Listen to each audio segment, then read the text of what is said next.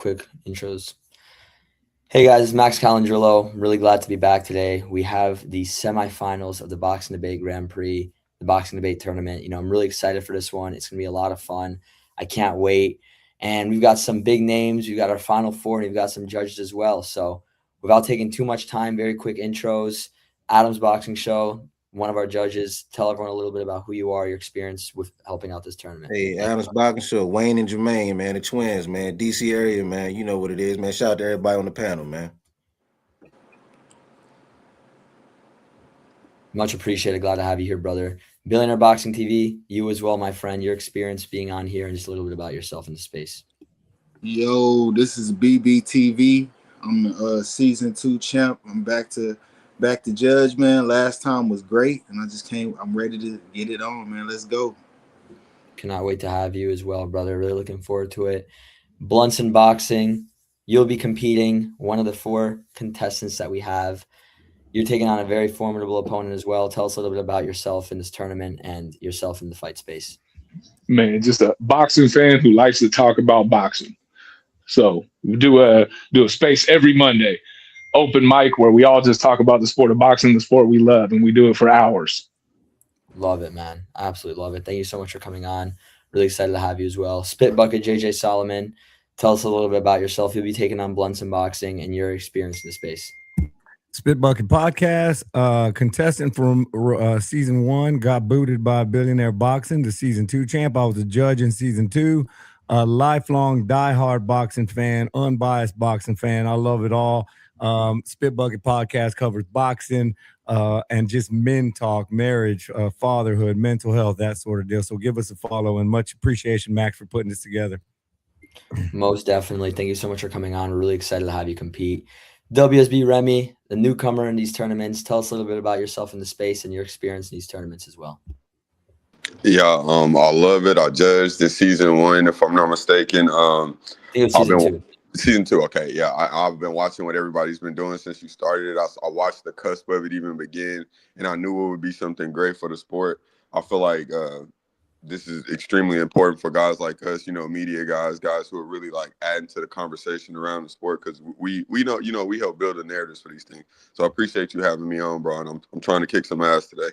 Most definitely. Thank you so much for the summary as well. You're taking on Home of Boxing. Home of Boxing, how are you, brother? You were a newcomer last season. Tell us quickly a little bit about yourself and your experience competing in these tournaments. Yeah, hello. This is HOB Home of Boxing. I participated in the last tournament, and then I also was a judge. And now I'm going against Remy today, so it's gonna be a good one. I'm excited. I'm glad that all you guys are here, and we can always talk about boxing. And yeah, I'm just excited to see how this goes. Means a lot, my friend. Thank you so much for coming on. And St. Lloyd Sports saving the day. We were missing a judge, and you came in last minute to really help us out. I really appreciate you a ton, brother. Tell us really quickly a little bit about yourself in the fight space, what you're working on, and your experience in these tournaments, brother. Yes, can you guys hear me? Yes, sir. Yeah, you're coming in good. Perfect. Yeah, appreciate you having me on, Max. I believe I participated in season 2, if I'm not mistaken. Was my first time ever debating. Was great, amazing, enjoyed it. And this time I'll be judging. I look forward to doing that. Salute to all the guys on the panel. Salute to all the competitors, and salute to the other judges. Max, you already know how I feel about you and you hosting and you putting this thing together. Amazing. I believe everyone here has something to add. And just to piggyback on what the other guy was saying, glad that everyone's here. I do too. I believe our sport needs this. Fellowship is important, especially when it's boxing involved. So yeah, I look forward to judging this event. Thank you so much, fellas. I really appreciate all of you. So what I'm going to do now, I'm going to put all the judges in backstage. Lloyd, you've never judged for me. So the way it works basically is after each round, send me a message of your scorecard per round. So 10-9, 10-8 for either name. And at the end of the 3 rounds, I'll announce the scorecards. And if we have time, I'll have you guys chat about why you scored it the way you did. Just be as quick as possible if your scorecard's in between rounds. So here we go. I'm going to put these guys backstage except for Remy and Homa Boxing. Let's go. So get started. Sorry, I'm about to sneeze. Last one. All right, fellas. It's about time. Let's do it. I'm excited for it. How you guys feeling? We're gonna get this started, man. I'm feeling good. I'm feeling good. I'm in animal instinct mode, Max. I'm Let's ready. do it, man. Okay, so I'm gonna find these prompts. I have them right here. It's gonna be 4 rounds. We're gonna try to do 1.5 to 2 minutes uninterrupted, and then a couple minutes back and forth. After a certain point, I'm gonna try to cut it off so you guys don't talk for too long back and forth. But I'm also gonna let the conversation flow naturally. So we'll have Remy go first, uninterrupted. The first prompt that we are going to do: our Saudi Arabia mega fights, saving boxing, or slowly controlling its future.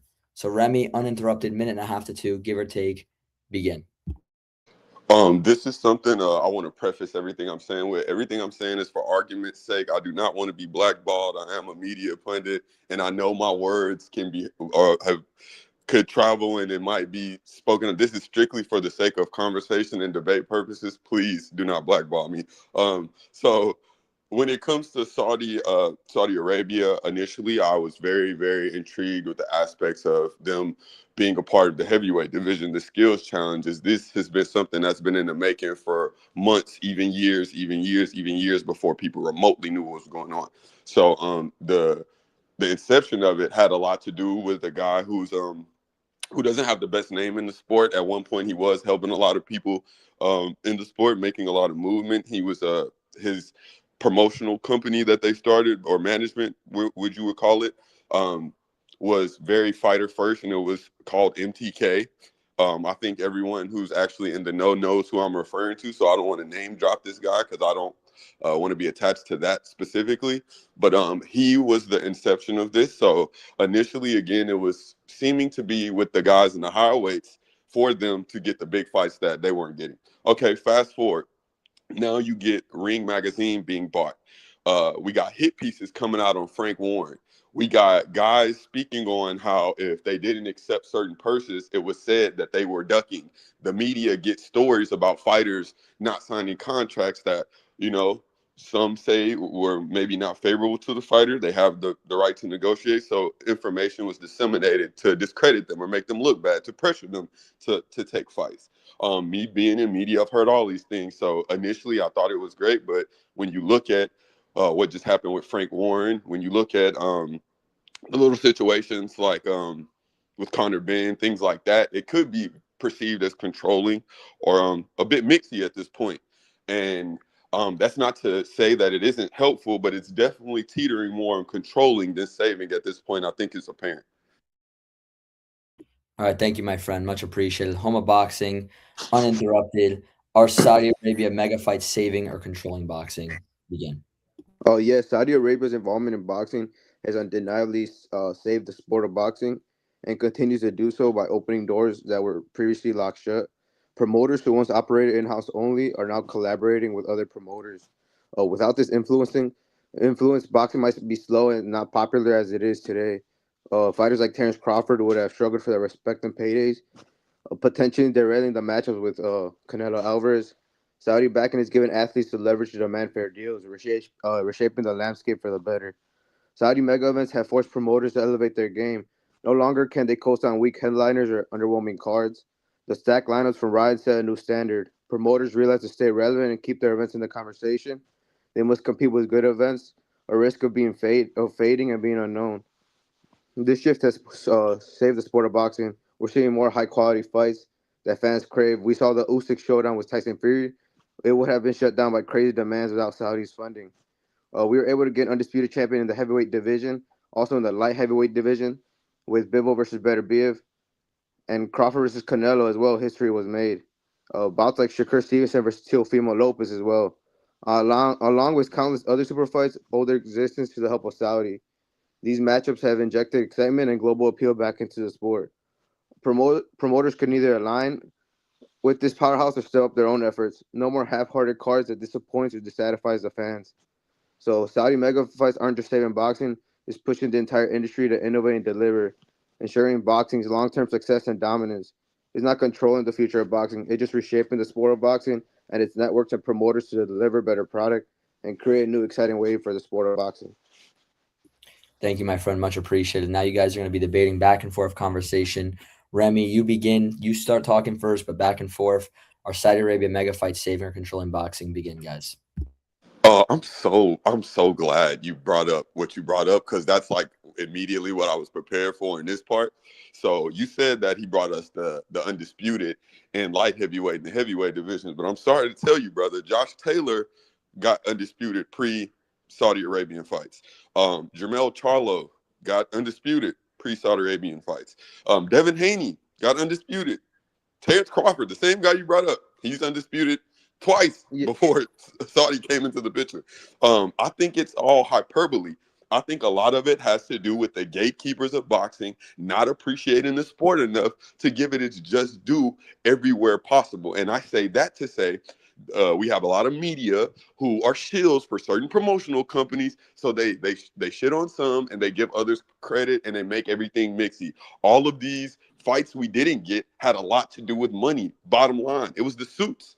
It was the suits. It had nothing to do with the fighters and the promotional. It had nothing to do with the fights not being able to happen. It was the business of the sport. We have to get these companies are like record labels. The big fighters, the big artists, they subsidize the smaller fighters and the smaller artists. So you get these smaller stars. You can't get a Errol Spence, Terrence Crawford every month, bro. That's not how it works. It has to get built up a certain way. And fans got impatient. The media didn't properly convey the information to them why certain fights weren't happening. So everybody started to think that fighters were scared, ignorant things like this, when the money just didn't make sense. And overall, people aren't as interested in boxing just on a basic level as they were, because the NBA is so popular, NFL is so popular. Yeah, no, I see what you're trying to say. The fighters you first named, you said Charlo, Crawford, and I forgot who was the other guy you said. But all those guys, there wasn't going to be any issues for them getting undisputed. The fighters that I just named, we would have never even seen those fights till today. You said they were demanding money, and why didn't they ever get it? Because Saudi was never in the play. So that clearly shows Saudi has saved all those fights from happening. Those fights would have never happened before. Yeah. You said Josh Taylor, I think you said, like, Josh Yeah, Taylor, come bro. on, you're talking. He's not on the same level as those guys. Like, I'm talking about top level fights that a lot of fans wanted The to see. None of those WBSS fights tournament would was have pretty happened. popular. I let you talk for a whole minute. Let me just No, he say this said real we're quick. supposed to go back and forth. You weren't supposed to let me talk the whole time. You weren't supposed to. You're right. You're right. You were supposed to interrupt me. Actually, I was waiting for you to interrupt me. No, and also your point was of saying from in the beginning it made no sense what you're trying to say. You weren't even talking about how they're controlling boxing. You're just talking about like different promoters. Oh no, I was talking about the different arms of Saudi Arabia being involved in boxing. I knew that might have probably went over someone's head, so I'll connect the dots. You have a promotional company with an arm. They have media who can send out information that they want to be sent out. Not even just media, but they have Ring Magazine. That's what I'm saying. So yes, that could be considered But controlling. there's many outlets. There's the Zone. There's like so many. There's like Frank's Warrants, But Queensberry. you're not addressing what Like, I just you're said just that talking you about asked. one main one. Like if they were controlling So if I boxing, have a that's media all that would arm, be running. They would if be I have a running media the arm, whole that's not boxing having space. a bit of control. If I Yeah, have a no, media you just arm said to a bit of control. The question is, are Saudi mega events saving boxing or slowly controlling its future? It's not both, even it's not they're even both. there yet. Only if you allow it. And we're us fans are not allowing that to happen. We have different Well, actually, sources. The fans are Just the casuals, just or I don't know what accepting fans the you're fights, talking which is about, bro. great. Fans are just accepting the fights. So I don't think most of the fans And are then even none of those look. big fights that I said would have happened. How you were saying they No, want no, more no, no, money, no. so we cannot What you're deny not, Saudi you're didn't missing do that. completely. You Why think did we you're get all just those big fixed on the fights? fights Because of themselves. Saudi. No, We would that's have not not what's got those going fights on. with anybody else. You're completely dismissing and ignoring what I just said because you don't have any point to combat it with. I'm guessing. I already told you the fighters you named, they could have easily been undisputed. While the other fighters that I Well. named, What was stopping the the other issue fights? was the What was stopping money. the other fights? Lack of interest, buddy. You That's know, not 30 nobody it seconds. was else's the fault. 30 No one money. wanted seconds. to see the fights.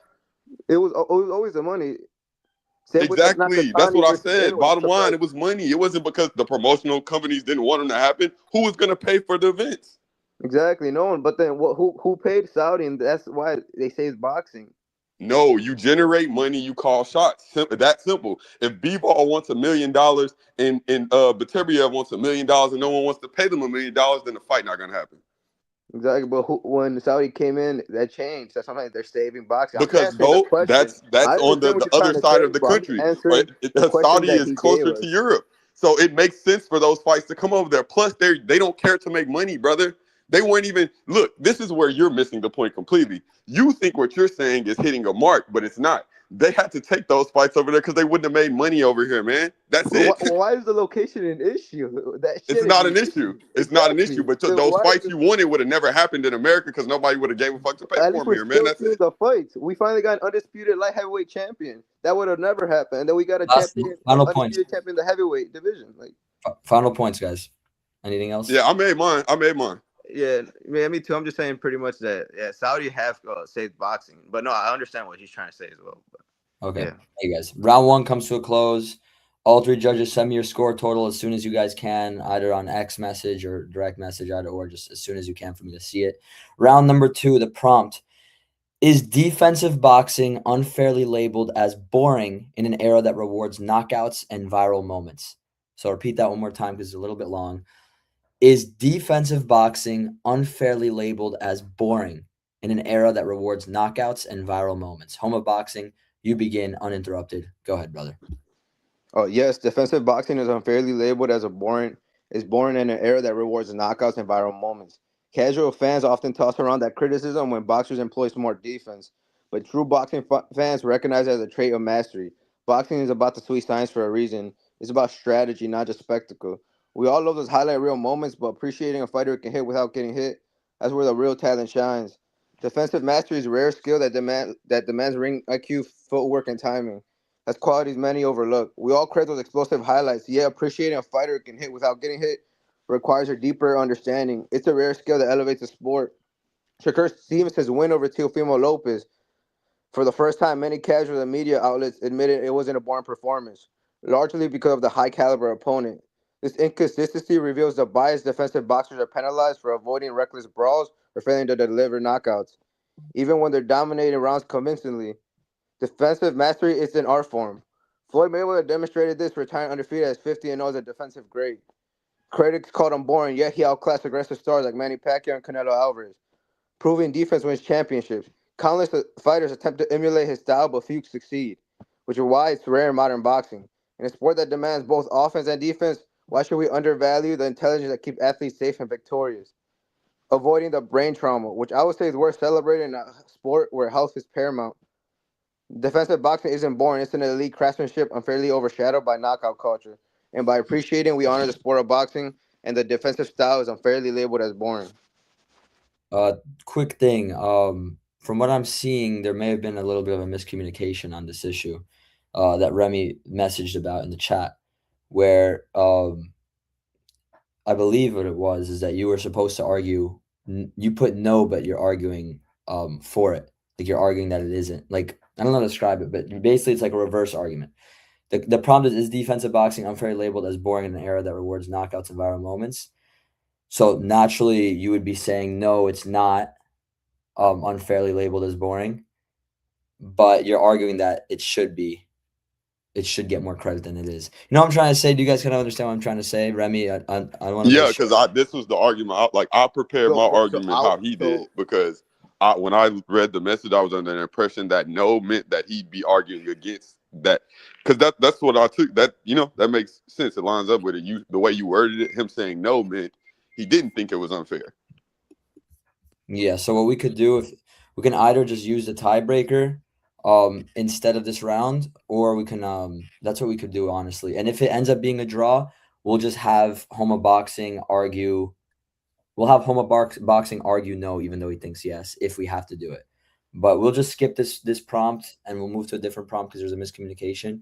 We're going to use our tiebreaker instead, and if it ends up being a draw, we'll bring this prompt back and we'll make it work. So we're going to skip this one. Everyone disregard all that. The next prompt that we're going to move on to instead, which is also one of our prompts, let's make sure we both have the right stance on it. It is, are multi-division champions overrated because of modern weight draining and rehydration tactics? Homa Boxing, you go first. Are multi-division champions overrated because of modern weight draining and rehydration tactics? Okay, no, multi-division champions are now overrated because of modern weight training and rehydration tactics. In fact, these practices showed how skilled and resilient these fighters truly are. To dominate across weight classes, a boxer must win not one, but two battles: the grueling fight on the scale and the showdown in the ring. These demands are exceptional mental and physical strength, far beyond what most athletes can handle. If weight cutting made multi-division success overrated or easy, every boxer would chase it. But reality tells a whole different story. Only a select few elite fighters can pull it off without compromising their performance. Take Richard Richardson as a recent example. He endured a brutal weight cut that left him unable to step into the ring, proving that not everyone has the physical strength to succeed. Yet those who do manage it often thrive, adapting to heavier opponents while maintaining their speed, power, and technique from lower divisions. This isn't overrated. It's a testament to raw talent and strategic mastery. Critics might argue that extreme rehydration gives an unfair edge, but that ignores the risk. Dehydration can impair reflexes, stamina, and recovery, potentially hindering performance rather than helping it. Fighters who overcome these hurdles and still claim titles in multiple divisions, they demonstrate superior skill, not overrated hype. Look at Manny Pacquiao, an 8 division world champion. His career is legendary and rare because it's not luck or fantasy. It's a result of unprecedented dedication and ability. If we're overrated, we see dozens of boxers in the same elite club.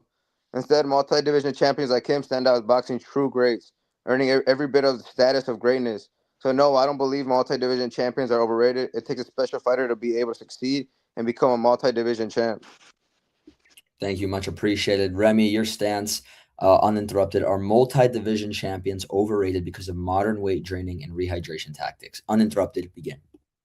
They can be. I mean, if this is the case, I don't got to go into no deep dive on the stats. None of this. What is the main thing we hear fighters moving up to new weight divisions based on? The dreaded two words: I was drained. I'm drained. Drain, drain, drain, drain, drain, drain, drain. We're hearing it everywhere. All these fighters saying they're drained. Well, if you're drained, how about you fight at a weight class more comfortable for your body instead of trying to get an advantage over smaller guys? Because at the end of the day, you can say what you want. Yes, I respect multiple division champs because there are guys who are a couple pounds off from whatever weights they started. They may be fighting at 126 and a 130 or whatever the case may be. And those guys moving up in class or maybe shedding from 140 to get to those weight, it makes sense because they're already kind of in the ballpark and they can top out of the weight class around their natural weight. But then you got guys who are walking around at 180 fighting at 154, 190, 200 pounds fighting at 68, 70. Like, no, bro, that is not how that should be going. And even more so, if you're going to do that, I don't want to hear anything you're complaining about because it's a double-edged sword for you and your opponent. You can come in and you can feel healthy and you can feel better than them and you can take better punches than them, or you can go in there feeling dry. But I don't want to hear you complaining about when you're dry because it worked against your favor this time. A lot of fighters are cutting too much weight. They shouldn't be in the weight classes. So of course some of it is overrated. It's anecdotal, but I'd lean more that it's overrated than anything because if you got guys that are 6 foot but they have the body composition to cut down to certain weights. They have so many physical advantages. It's to act like it's not a thing. It's crazy. Plus, you couple that with boxing skill and having the skill set to match up with these smaller men. Like, no, man, that's no. All right, thank you, much appreciated. Now, back and forth conversation. Home of boxing, you go first. Are multi-division champions overrated because of modern weight training and rehydration tactics? Begin. Yeah, no, they are overrated and or they're not overrated. And I don't know why Remy's saying that he's just saying fighters, but he can't really name which fighters. If it was overrated, Crawford's win over Canelo would be overrated. But that cemented him in the all talk, in the all talks, and the all time greats. That would have never happened if he didn't move up to face Canelo. So I don't know where he's getting this overrated from. That's not overrated. He was saying it's gonna give a unfair edge, but how I was saying it impairs reflexes, stamina, and recovery. So at the end of the day, it could also be not a good thing. We saw Virgil Ortiz. He No, couldn't keep no, on no. staying at Exactly. 147. Virgil So Ortiz what happened? almost He moved died. up. He got Exactly. ram. And that's what I'm trying to say. And the Virgil question almost is, died. That's what I'm saying. Like, why would a guy who's not multi-division having, champions are he's not not comfortably overrated. making the weight, stick around the weight class? You shouldn't be there in the first place. If you're doing too much cutting where you have to sit in the sauna all week, if you have to cover yourself with 40 covers and can't eat a peanut to make the weight, you shouldn't be fighting at the weight, brother. Yeah, exactly. So But that's going what I'm through saying. weight classes, The fighters doing who stuff are like able to that, do that, that's they're more not respectable than a overrated. guy that's This proves actually my smaller, point. going through the weight classes, winning without having to do that. No, that's what I'm trying to say. If that proves my point, they're not. It's not overrated. If fighters are able to move in different weight divisions, that's not overrated. No, Manny Pacquiao, you think that's it's most overrated? definitely overrated. It's most definitely overrated Manny if Pacquiao, we that's got some overrated. No guys. one has ever done that It's to what Manny context. The Pacquiao did. context matters. The context matters. When you got smaller guys like Manny Pacquiao actually moving through the divisions and they're really smaller guys, really smaller guys. That's what I appreciate. But if you got a dude who's really supposed to be fighting at light heavyweight, fighting at welterweight, then it's overrated. Yeah, but we don't really see that too often. You We can't do even see that name a the lot. We fighter. see that a lot. You're not even And naming fighters.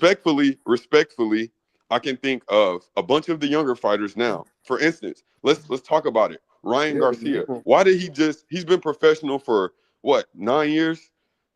Maybe longer, maybe a tad longer. He's been professional 8 or 9, something like that. And he just won his first belt in his third weight class.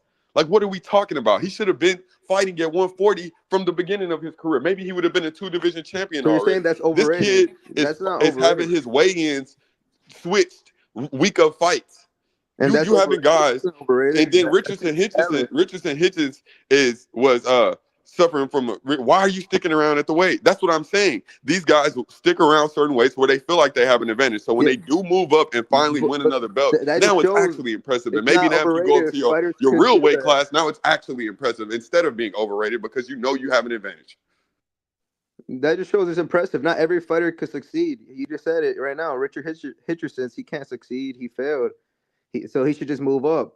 He's not gonna get that status because he just couldn't do it. He did not have the physical strength. So it's not. I don't. It's not overrated. If it was overrated, then it would be the opposite. No, man. It's overrated in many cases. As anecdotal as it is, it's a lot of cases where guys are doing that because they need the advantage, and a lot of other or maybe it's opportunities And at you're the just lower saying weights. I guys. You're guess, not even but naming yes, the it can be guys. very, very overrated. I gave out examples. You're not even giving out names. You're just saying I don't fighters. need Chat GPT, brother. And that's all my. It's just for my mind, man. I've been paying attention to boxing for 2, 3, 4 years, like for real now. It's been happening. These Final questions points. just need a year of boxing knowledge. There's multiple fighters who are coming down, going through weight classes. And when they finally get to their real weight classes, they say they feel their best.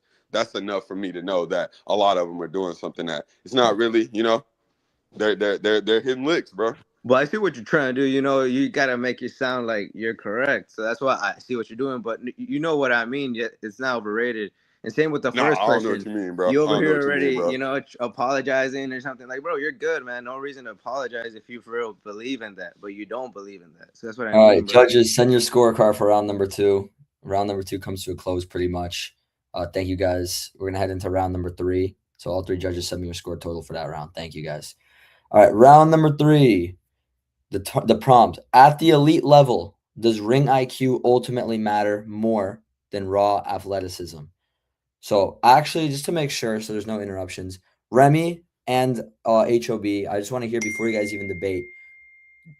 What's your stance in the prompt before anything? At the elite level, does ring IQ ultimately matter more than raw athleticism? Homo Boxing and Remy, what's your stance?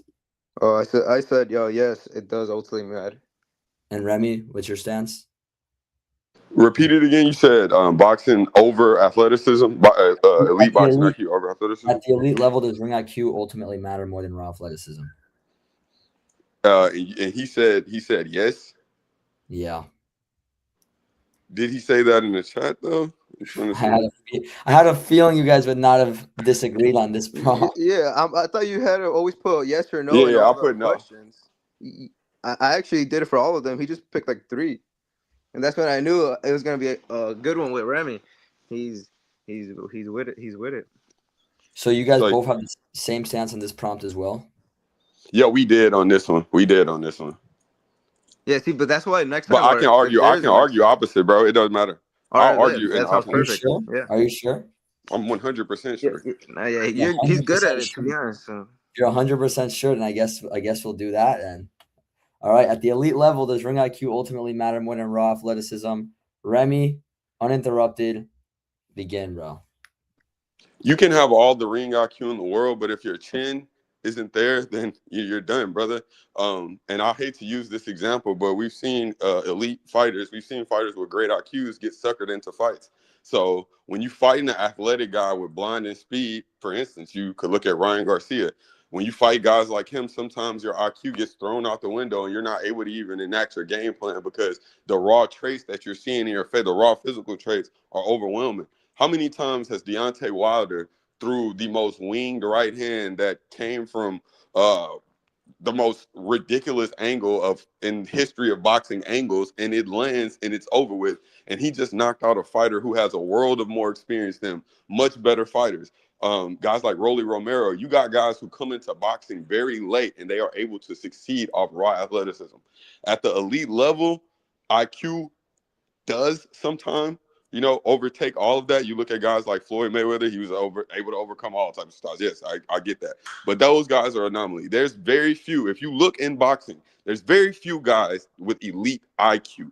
You have guys like B-Ball. You have guys like Usyk. You got Shakur. You might got one in every weight class. So more than not, what does that mean? That means the athleticism is being used to fucking make careers. Athleticism, power, strength. Those are the traits that get fans. Those are the traits that can take you as far as possible. But yes, on the elite level, there are times where IQ can take you out. But a lot of these guys with IQ have to have chins. They have to have some sort of things to keep these guys off them. So at times, it's not fucking a factor at all.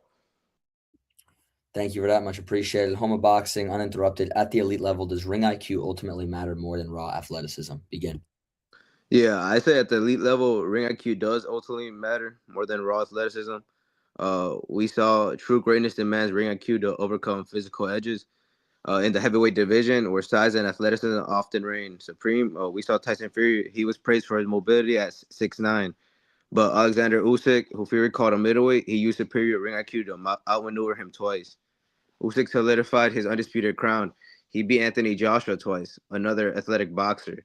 He used strategic pressure and angles in these matchups, showing why IQ consistently prevails raw athleticism.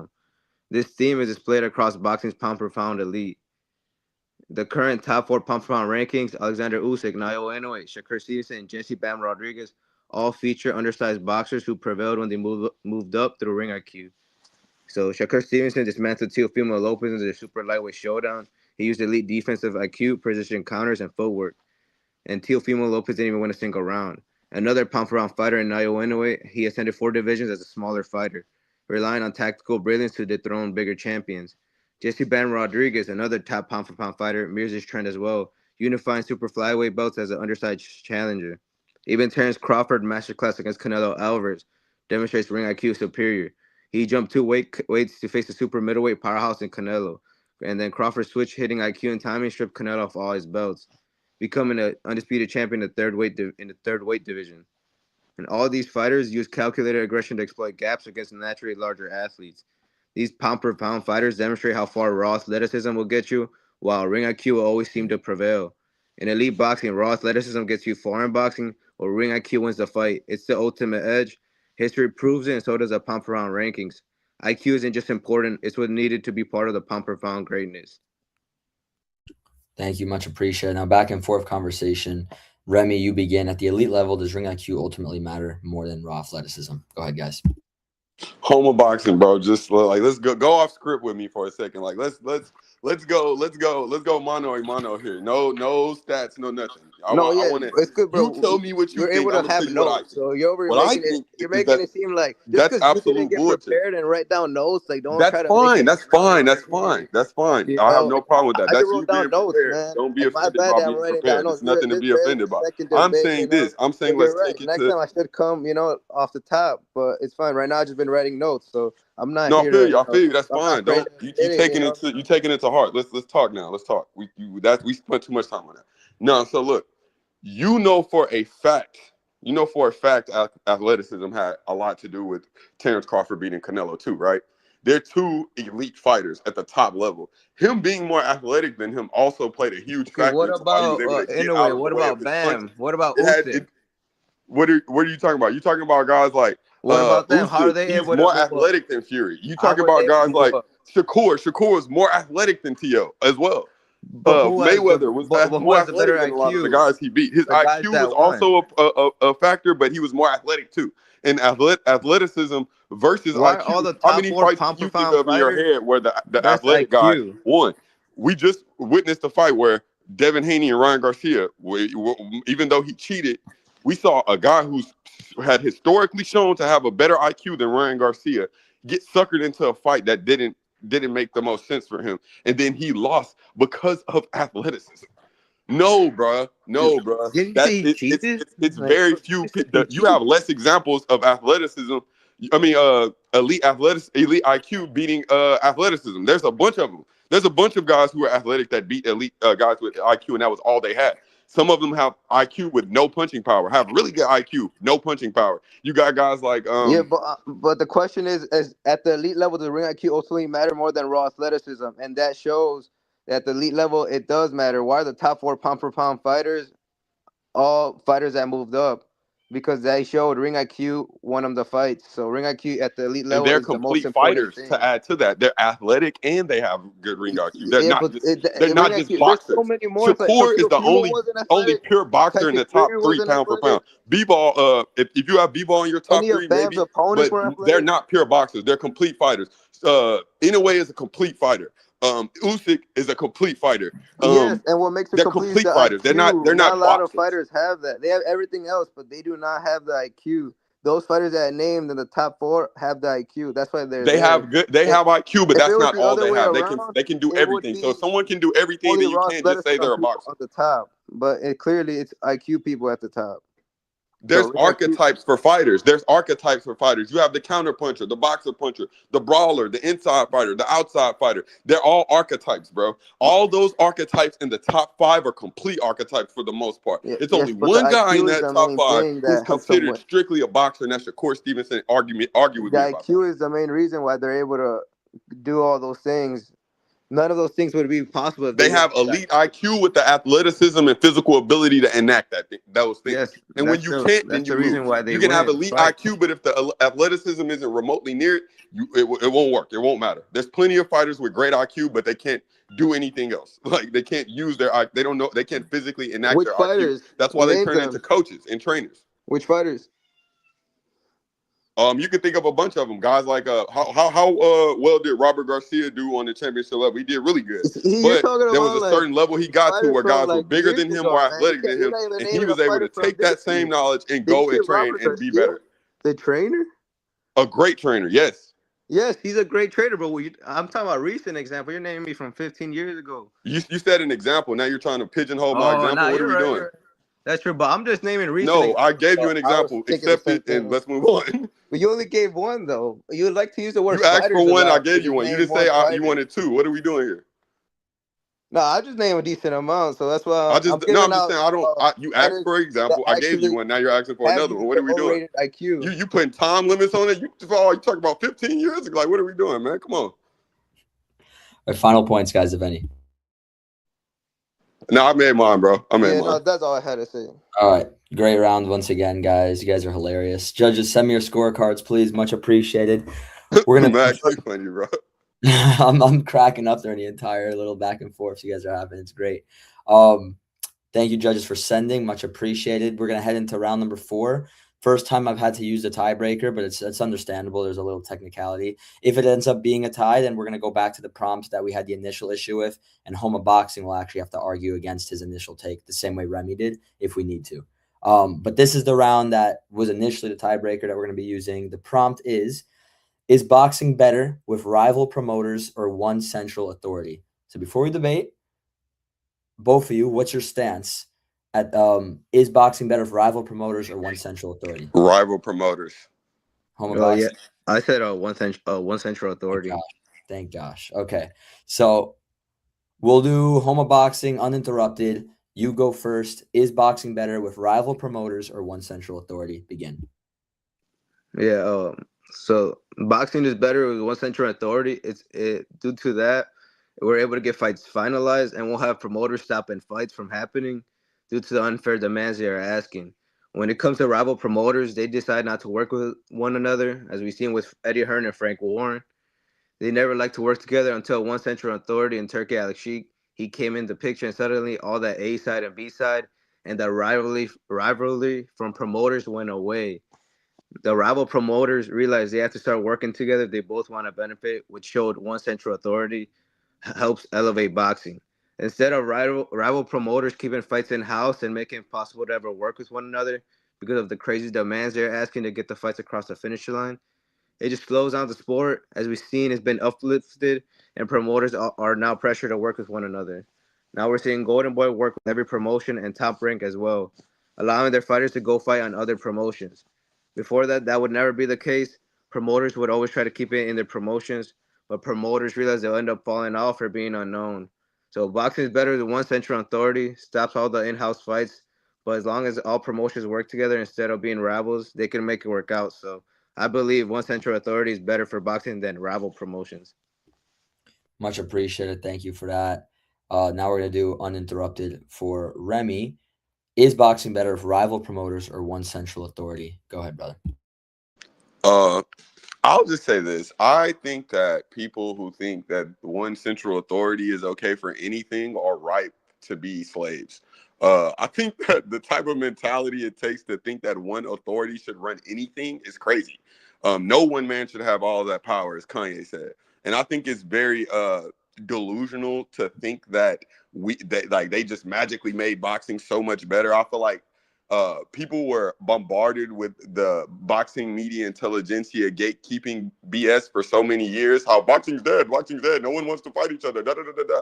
We had a dry spell for a few years that everybody prolonged in their minds as though it's happening still to this day.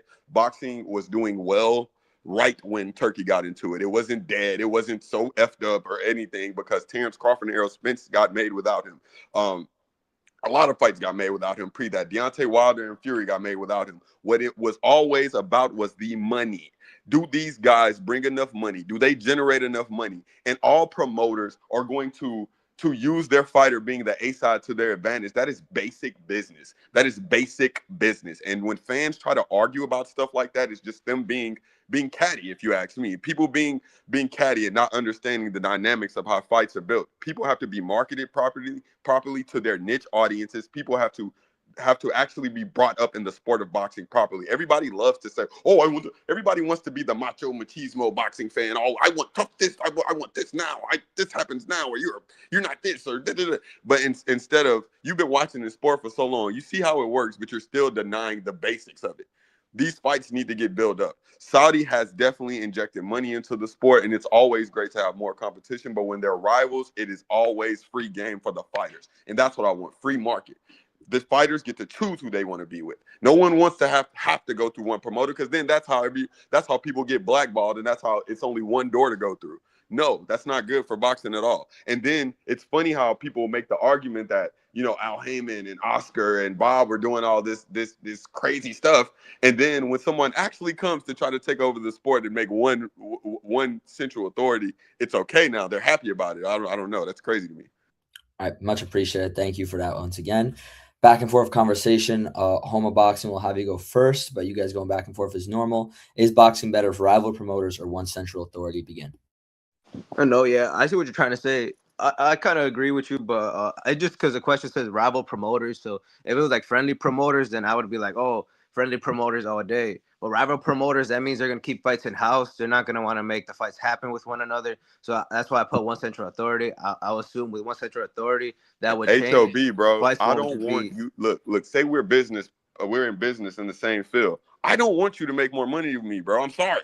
Like, that's just not what I want. I don't want you to make more money than me. I don't Yeah, want but you we could doing still better be, than me. friendly, but they're being rival promoters, which means they're not going to work together, While we would No, we they're could just go and fighting work for together. leverage. They're just vying for leverage. That's it. They're Yeah, fighting for that's leverage. why That fights is it. don't happen. That's why we never got the fights that I was naming in the beginning, the No, undisputed that's because champions, instead of because promoting the fights, money. in another manner, we're all cogs in the wheel here, brother. The media, the fans, the fighters, the promoters, we all have an onus to the sport, and we all have a function in the sport.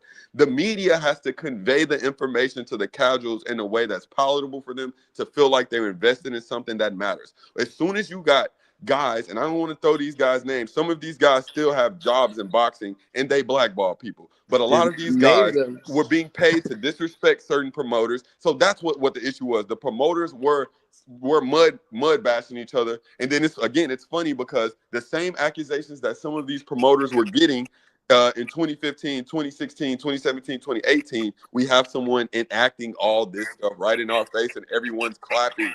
So what the real problem is The fighters need agency. That's what I want. The fighters need agency, and rival promoters bring that. One central authority makes it like the UFC, and boxing will never benefit from being like UFC. Period.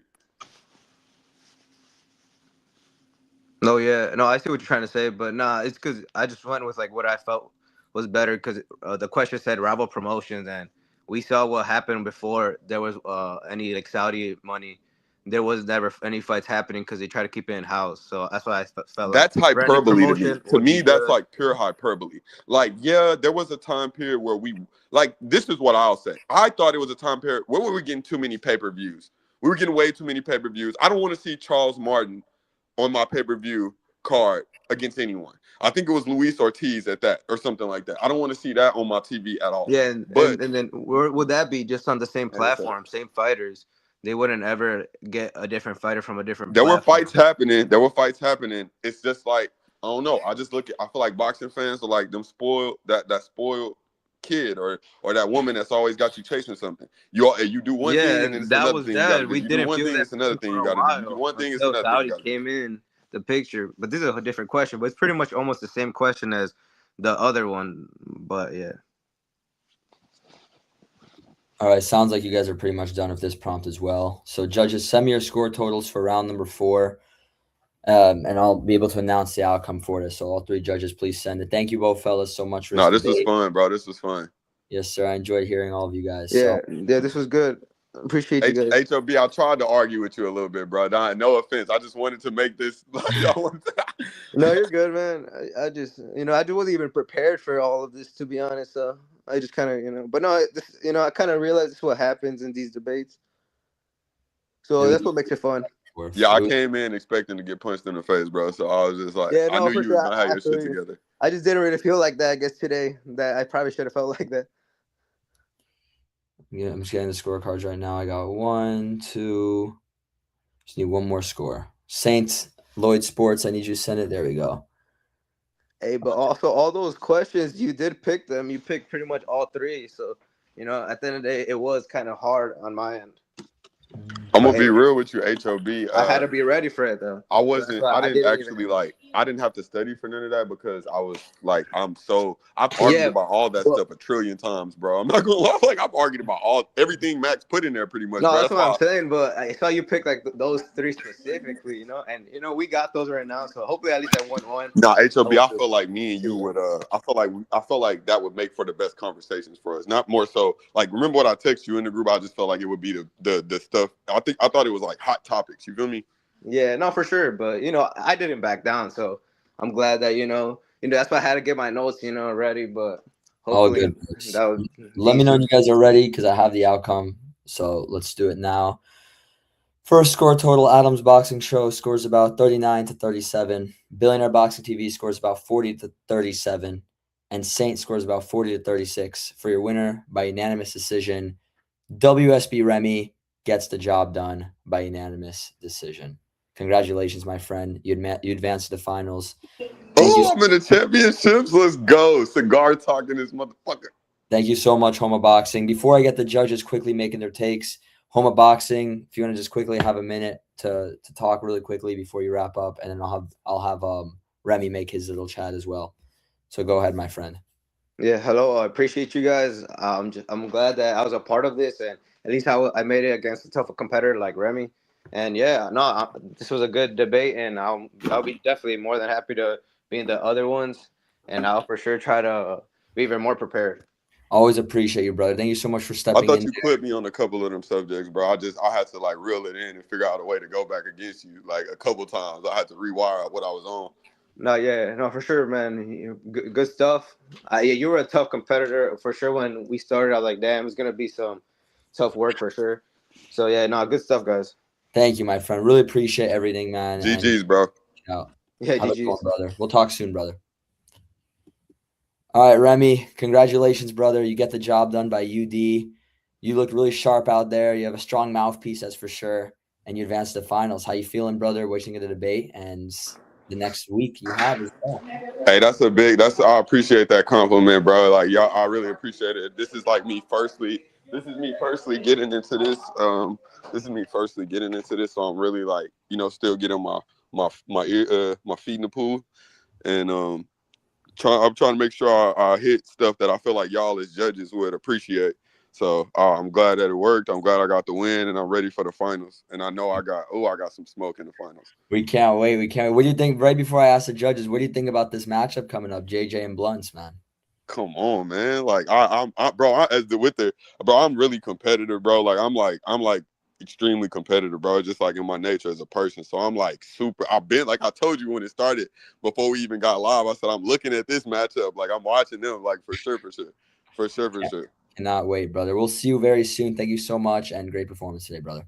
Thank y'all, and thank y'all to the judges too, man. Salute y'all. Sure. Shout Yes, out to sir, bro. everybody's platform. Cigar Talk in the building, man. Salute, brother. Great work, man. We'll talk Sure. later, brother. All right, judges. Let's get your intake as well. Billions, can you hear me, brother? Am I coming through? And what did you think about those debates? I can hear you. Can y'all hear me? Yeah, you're good. All right, so bro, that was a tough debate. I'm not gonna lie, bro. All 4 rounds. I think the first round, I mean, I'm gonna just say they were all pretty much kind of the same for me. I loved a lot of how boxing HOB's initial arguments, but man, like those last 3 rounds, he just let Remy beat him down in the back and forth, man. Like it got real ugly out there. Like it was like he came out there styling on him, but in the championship rounds, he just got beat down, man. So it was a great debate though. How HOB, man, you got some skills though, bro, for sure. Respect, brother. I'm really glad we got to do it. And Billions, thank you for your intake. You've got a very tough one to score coming up. So you're gonna have to be you're gonna have to be prepared for that. You went against both of them. So you know that this one's gonna be a firefight. Man, Yes, sir, bro. We can't wait to hear your thoughts on that one, brother. So thank you, brother, and we'll talk very soon. for sure. Hey, yo, hey, Adams, bro. Y'all send me Jermaine send me y'all Wayne and Jermaine. Y'all send me y'all number, bro, in the Oh, DMs. got you. I definitely will. I'm gonna do that right now. Adams, what'd you think of that debate as well, my friend? Oh You had man. it 39-37 for Remy. What'd you Yeah. think? That was a good one, man. I did give HOB the first one, then Remy closed out strong in them last 3. And I believe he had to change his stance on one of them. I guess he had to argue the That's negative. crazy. That Yeah, was that crazy. was They impressive, still man. won. You won that round on all three judges' scores, by the way. Which when That you was said impressive. Hey, see, bro, I was praying that. I was like that I needed that ego boost, bro. I needed that ego boost. that was pretty clean. I'm not gonna lie. Continue, Adams. Nah, man, that was very impressive. That he had to switch his whole thing. Like, man, I don't know if I would been able to do that, man, but that was very impressive, dog. I gotta give him his credit on that one. For Much sure. appreciated. Yeah, we can't wait to have you score the next one. As I told our last judge, Billions, you're gonna have to be very prepared for this next one because this one's gonna be a very competitive back and forth. So be prepared, my friend. But thank you so much, and we'll talk in the next few minutes or so. All right, Saints. Thank you so much for helping us as well, brother. I don't know if you can hear me if I'm coming through for you. You had a 40-36 for Remy. What'd you think of that debate, man? Yeah, great debate. Just to piggyback off Billionaire. Salute to the judges again. Hell of a debate, man. All 4 rounds. You know, we had a little bit of a hiccup with the prompt, but I'm glad that you fixed that. And man, I gotta say, yo, the questions, yo, I don't know how you come up with them. You know, great, man, great, like Lloyd, questions. I told him, bro, before when he sent him, Lloyd, I swear to God, that's the first Yeah, thing I said to him. I yeah, appreciate you. man. Salute. So, Man. round one, I kind of sent you a bit what I wanted to say. I won't say it all, but I just felt like off the start, Remy was very informative. And he explained how Saudi appeared on the scene, which was something interesting to hear. Gave great details to it.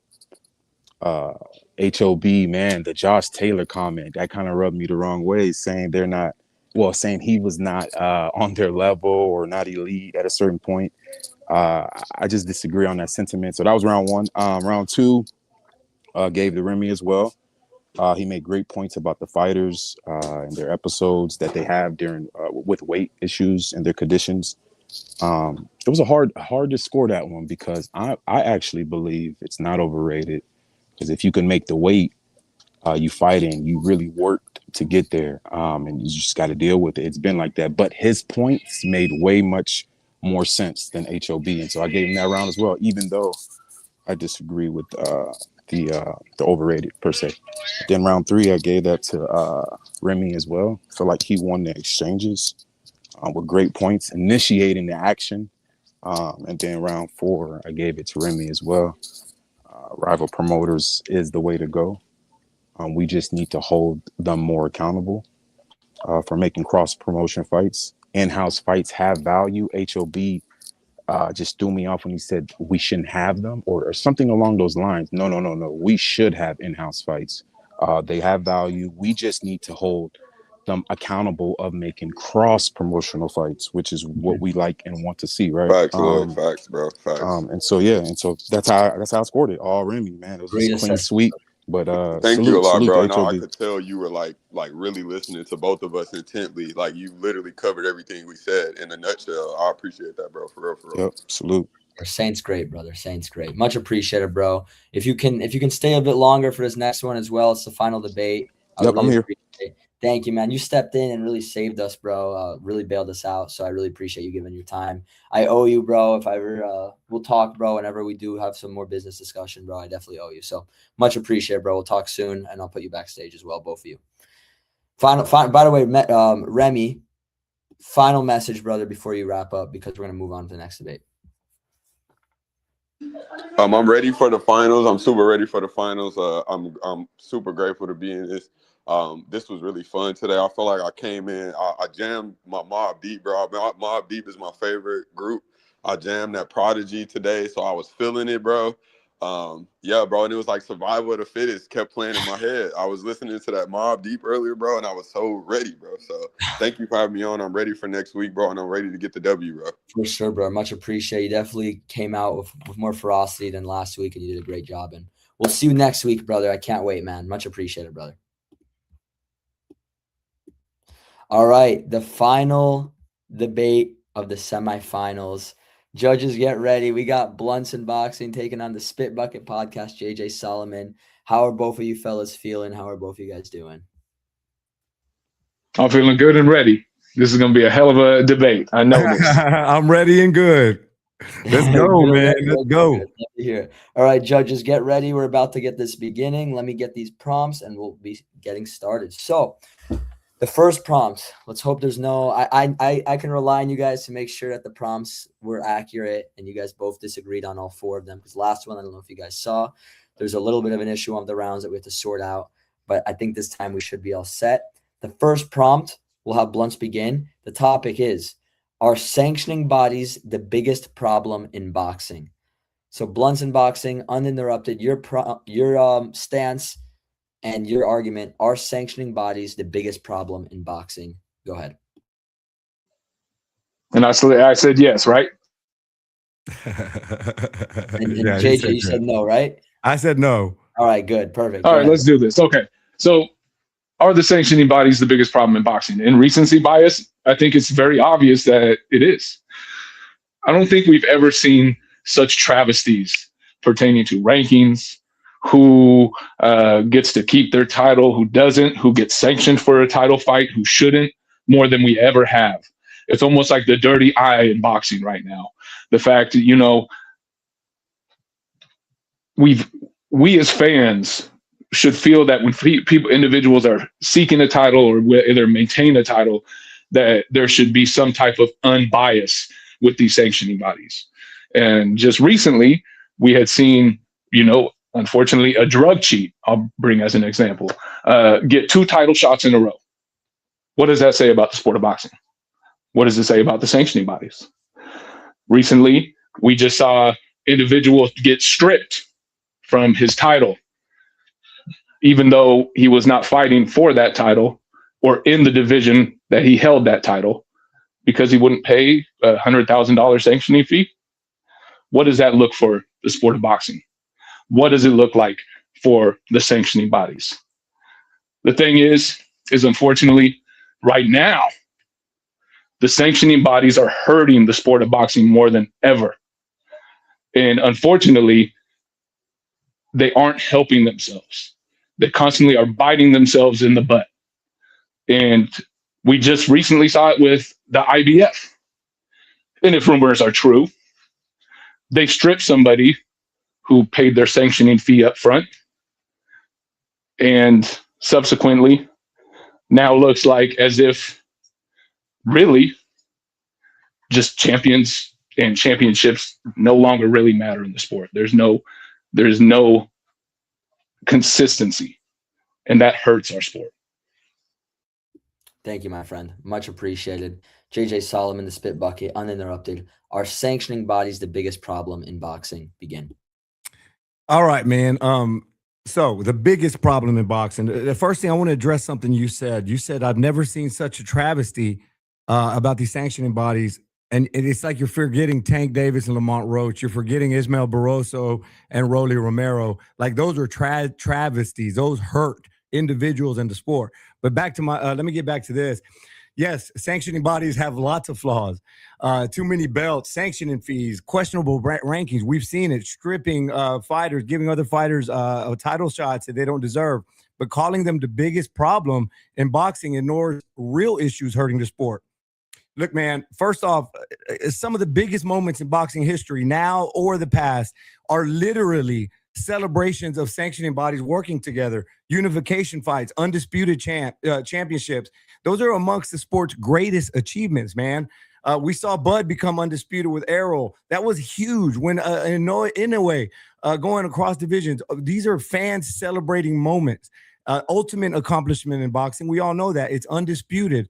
And it's literally honoring all of the sanctioning bodies. Now, there's real problems in boxing where universally we're never going to compliment. Sometimes we argue about the sanctioning bodies, but sometimes we give them their props. There's a promotional companies delaying fights. There's network fragmentation, spreading over all platforms.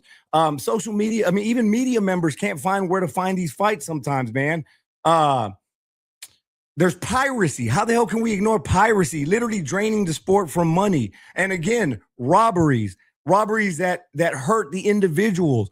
So, and I can't find any positive social media tweets about that. I went down your social media. I didn't see anything positive about PEDs. I didn't see anything positive about robberies. I didn't see anything positive about marinating. But literally yesterday, I saw you saying the IBF is consistent. So that's a positive thing. So all I'm trying to say is, if it was truly the worst thing in boxing, we would never celebrate it. There are other things that we don't ever celebrate. Those are truly the bad pieces of boxing. Thank you. Much appreciated. Back and forth conversation. Blunts, you begin. Are sanctioning bodies the biggest problem in boxing? Go ahead. So, I'll bring up another example because I had forgot it for a moment in our first piece. But even with PEDs, which you brought up, which is, of course, is a problem in the sport. Sanctioning bodies like the WBC and WBA actually, at one point in time kind of stood up and said, we're going to be against PED usage. But then later it comes out that their say of 365 testing wasn't entirely true. We had two challengers, or one challenger, one champion, both end up coming out and saying, my sanctioning body did not actually do drug testing for my fights. And these were big fights in boxing. This was Shockey Foster versus Gonzalez, the first one. And then it was Zepeda versus Farmer. Farmer came out saying that he didn't even get drug tested. That problem doesn't exist without the PEDs, though. The PEDs, yeah, that's a huge problem. I'm not disagreeing with that. They need to address it.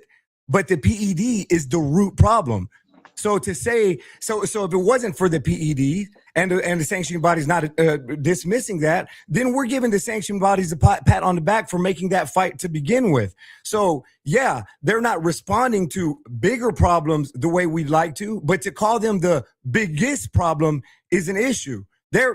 Bro, trust me, I've been all over social media, all over Mauricio Suleiman. But to say that's the biggest problem, my problem with them is them not responding to the biggest problems the way we'd like to see. So that's the thing is, though, that's my point, is they do try to assume and give the idea to us fans that they truly are out to better the sport, when consistently we see not to happen.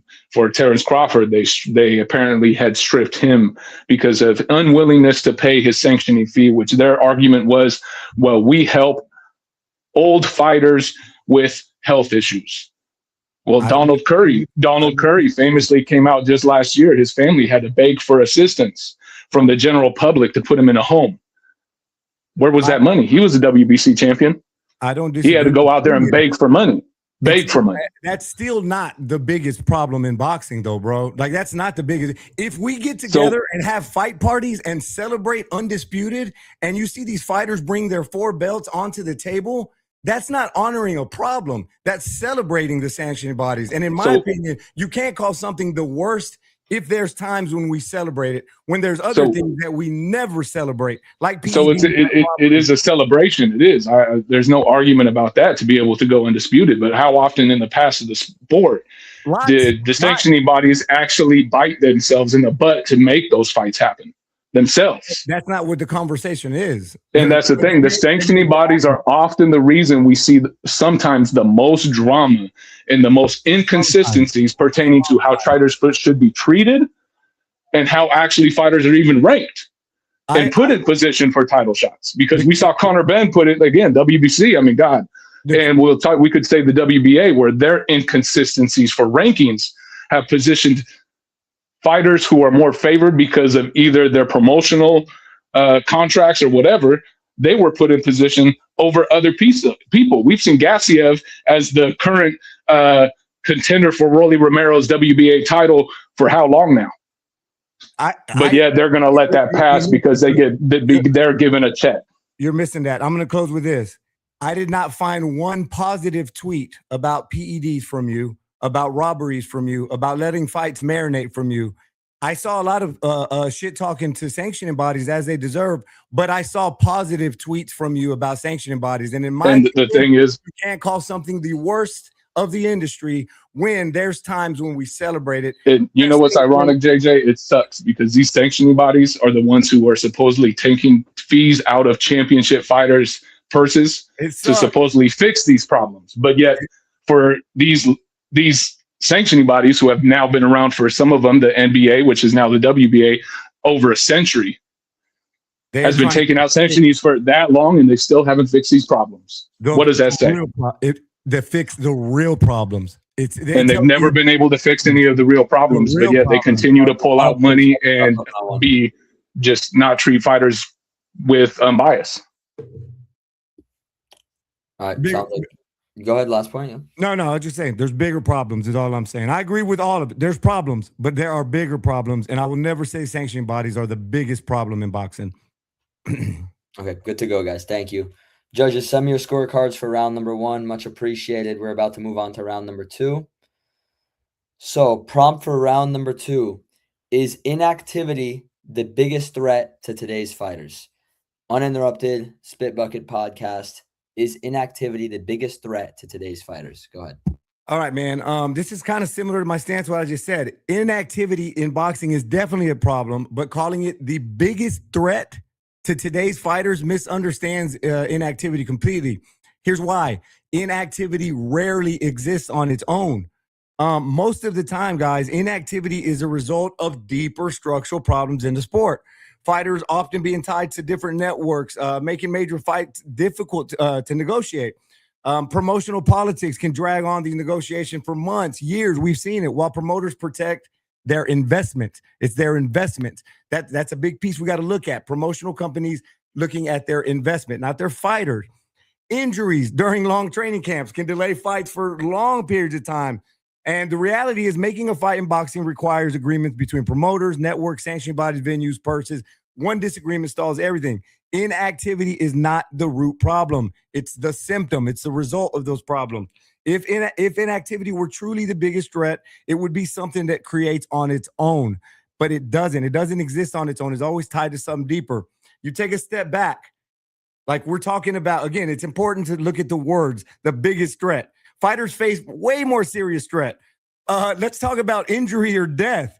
Let's talk about PEDs again. That's a huge threat. If you're fighting somebody who's juiced up, piracy, taking money directly from your pocket, and how about bad promoters? How about bad managers that are taking your money? So yes, inactivity, frustrating, a problem, yes, but the biggest threat that a fighter can face, I just listed 4 right off the top of my head that are the biggest threat for that individual. In boxing, the inactivity isn't the disease, it's the symptom. Thank you, my friend. Much appreciated. Now we're going to have Blunts uninterrupted. Is inactivity the biggest threat to today's fighters? Go ahead. So for today's fighters and for us as boxing fans, yes, it is. And even though I said sanctioning fees as well, these things go hand in hand. The problem is right now, if you look at it, you look within the top 10, top 15 best fighters in our sport, I'd say 80% of those guys are fighting once a year. Some of the most famous, or we could say famous, are fighting once a year. So how is that good for the sport of boxing? How does that grow the sport of boxing? How does that even maintain the sport of boxing? It's kind of hard. It makes it to where, unfortunately, the casual fan base has separated, has pulled away. In UFC, we're famously seeing their best fighters, their most popular fighters, fight sometimes 3 or 4 times a year. So much so that they're maintaining the popularity of the sport of UFC. While the sport of boxing, our best fighters, our best, Alexander Usyk, fighting once a year. Some of our most popular globally, Canelo Alvarez, Tank Davis, fighting once a year. It's hurting our sport.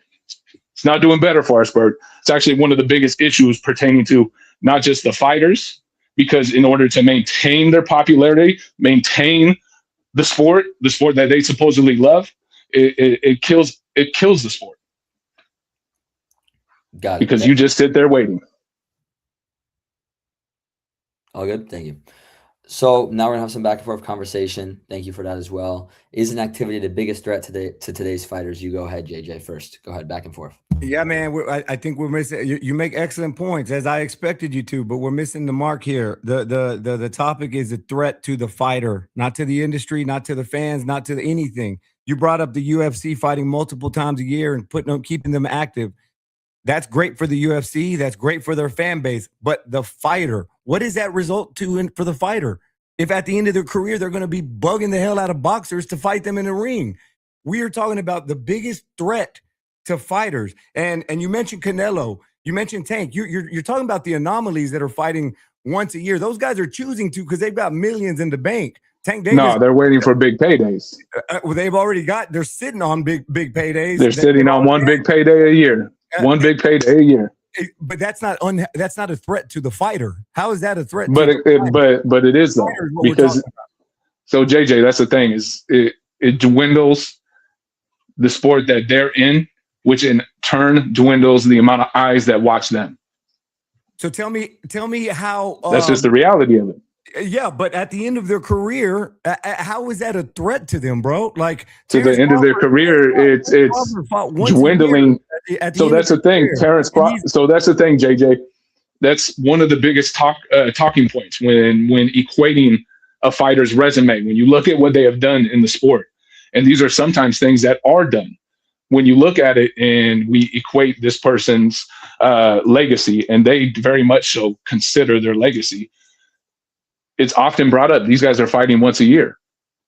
And it's really diminishing their legacy within the sport, because what do we often say? The all-time greats that we speak of, like Sugar Ray Robinson, Henry Armstrong, when those guys are brought up, even if we go into the 70s, like Ali, how many times did he defend the undisputed lineal heavyweight championship in a year? 4 times. This generation isn't going to be able to say that. In 20 years, they're all going to remember this. And Terrence Crawford's choice to fight once a year has solidified him, concreted him into one of the best of all time. The kids today aren't going to be talking about the 4 kings anymore. They're looking at what we have now. And I just want you to which they rarely see, JJ. Which they rarely see. Talk to me and the judges how inactivity is the biggest threat. Because you know what, individual fighter, JJ. How it relates. I'm going to be real with you. The one thing we can actually see, JJ, is money? Gate. No, JJ, man. We can see these fighters that are fighting once a year.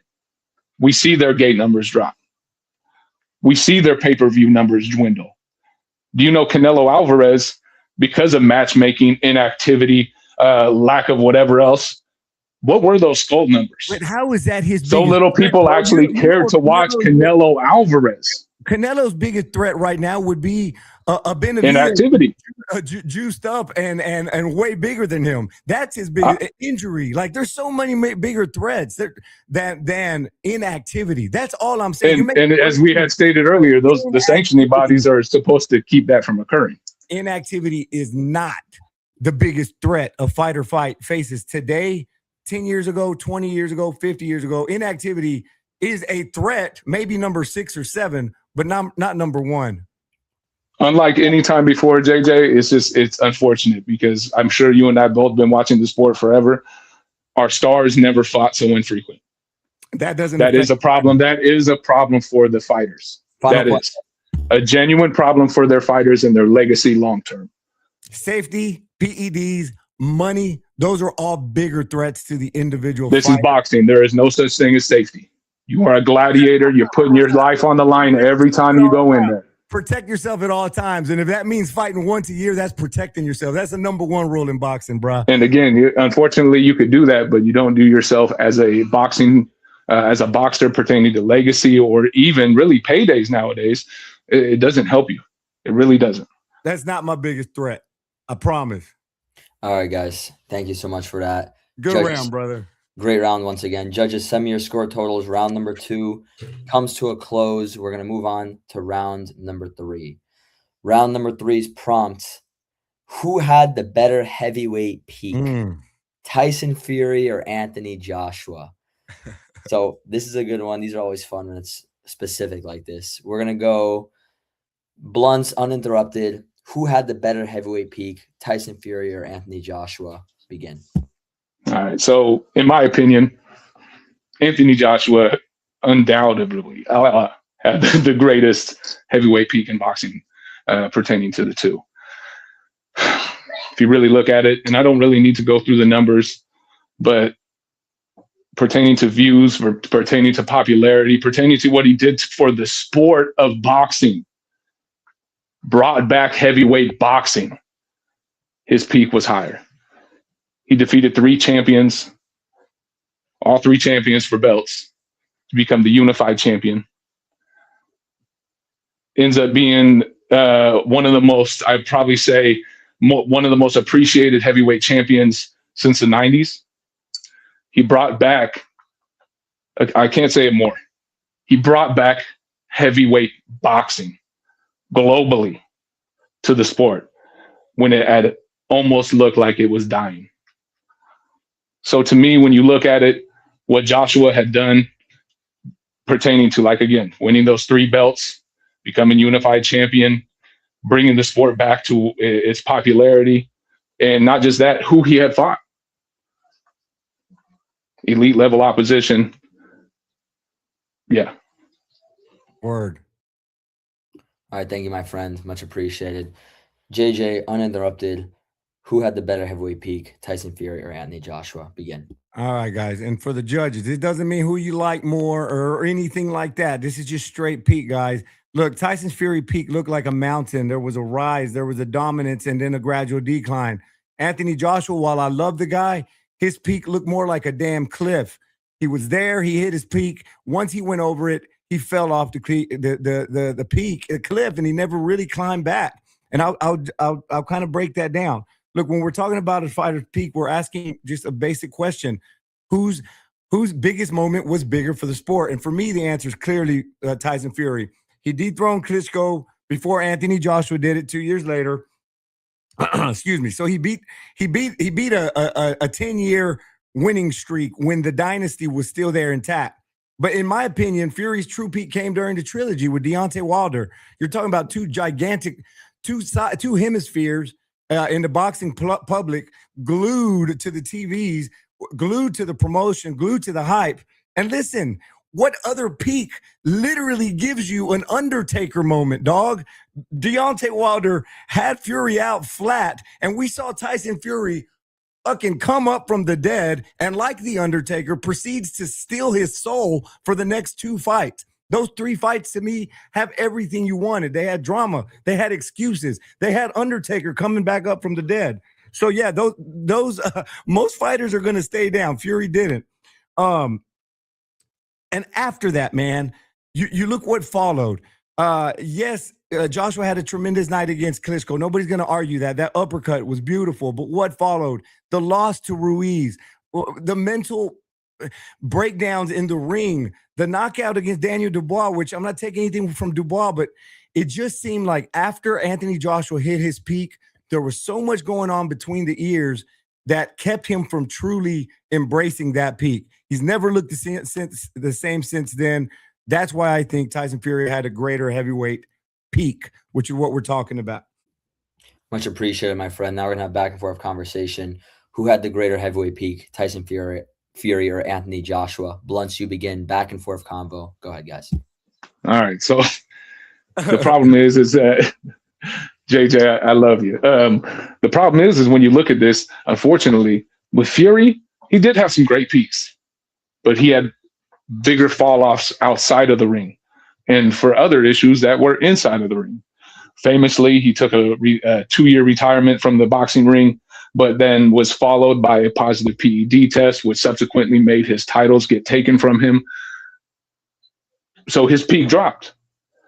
Came back, obviously felt some low-level competition before the Wilder fight, and then went back to fighting low-level competition in between. The thing with Fury, unfortunately, I feel like his peaks were always stopped by his own issues outside as well as his mental state, which affected everything else. Because we're talking a lot about how many retirements did Fury have in the sport of boxing?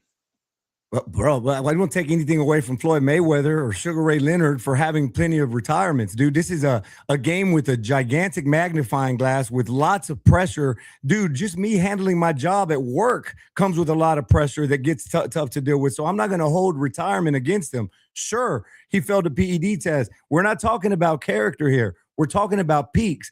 And in my opinion, Tyson Fury's fall was harder because his peak was higher. So in order to have an enormous fall, you have to have an enormous rise to the top. And Fury kept falling and drugs and cocaine. But that moment, those 3 fights where he shut the boxing world up against arguably one of the heaviest punchers in the history of the sport, he did it relatively with ease. And that was his peak. So that's what I'm arguing. Is whose peak is bigger? And I can understand that. What's Anthony Joshua's peak? What are you saying? So that's where I actually kind of disagree, because you actually look at it, Joshua's peaks were always much, much higher, because he was the gold medalist. He was the literal golden boy for the UK. He had picked up the 3 belts that Fury had dropped because of a positive drug test and retirement needed in order to make that drug test look better. 2 years after Fury did it. No, actually, he said that he actually ended up getting the Charles Martin fight very quickly, then fought Klitschko in a record-breaking venue where also, if I remember correctly, if you look at the numbers, 10 million people had viewed that fight across the globe. But you're not. It literally shook up the boxing world. The Fury fight, the Fury Wilder fight, I can tell you this much, did not shake up the boxing world. It put him to sleep. Arguably one of the most boring fights in the heavyweight division history. Luckily, he had Wilder, who I'm not going to talk illy pertaining to skill, but it is what it is. The problem is Joshua. Where is Anthony Joshua's peak? Because that's what the topic. Anthony Joshua had, I think, the biggest peak we've ever seen pertaining to heavyweight outside of Mike Tyson. Because we saw it where women would walk by Floyd Mayweather and look at this Adonis and say, I don't know who you are. Who's Floyd Mayweather? I think that you look at a peak like that, that means significantly more than what Fury, which you would just walk by and be like, oh, that's a big motherfucker. Hey, if I'm a hot woman and I'm walking by a 5'7" little dude or a 6'6" big specimen, yeah, I'm gonna walk by the little fella and look right at the big guy. But that's still not answering what the peak of Anthony Joshua's career is. You're giving me a lot of highlights. That's the thing, JJ. Even the viewership numbers say that Joshua's peak was always significantly higher. Well, if you look at it, he had 8 pay-per-view sales that did over 1 million. I can tell you this: Fury only had 1. So that was his peak. The 8 pay-per-view sales that did over 1 million. I mean, that tells. I'm not trying to but viewership, popularity, how you are viewed by the general public, very much so But a peak reflects on the one- peak of your height of popularity, how you are viewed in the sport. Anthony I think Joshua, Joshua will be remembered more long term Anthony than Joshua, Tyson Fury. Anthony Joshua's still famous. Does that mean he's in his peak? No, I want to hear you say what was his peak. You still haven't cleared it for me. Again, his peak was being the gold medalist who unified 3 titles and brought heavyweight boxing back to its popularity. Because it wasn't Tyson. His whole career, man. We're talking peaks here. We're talking peaks. If you're saying again, he had the highest peaks in the sport. That's what I'm saying. Is literally at one point in time he was the most popular fighter in the sport, only rivaled by Canelo Alvarez.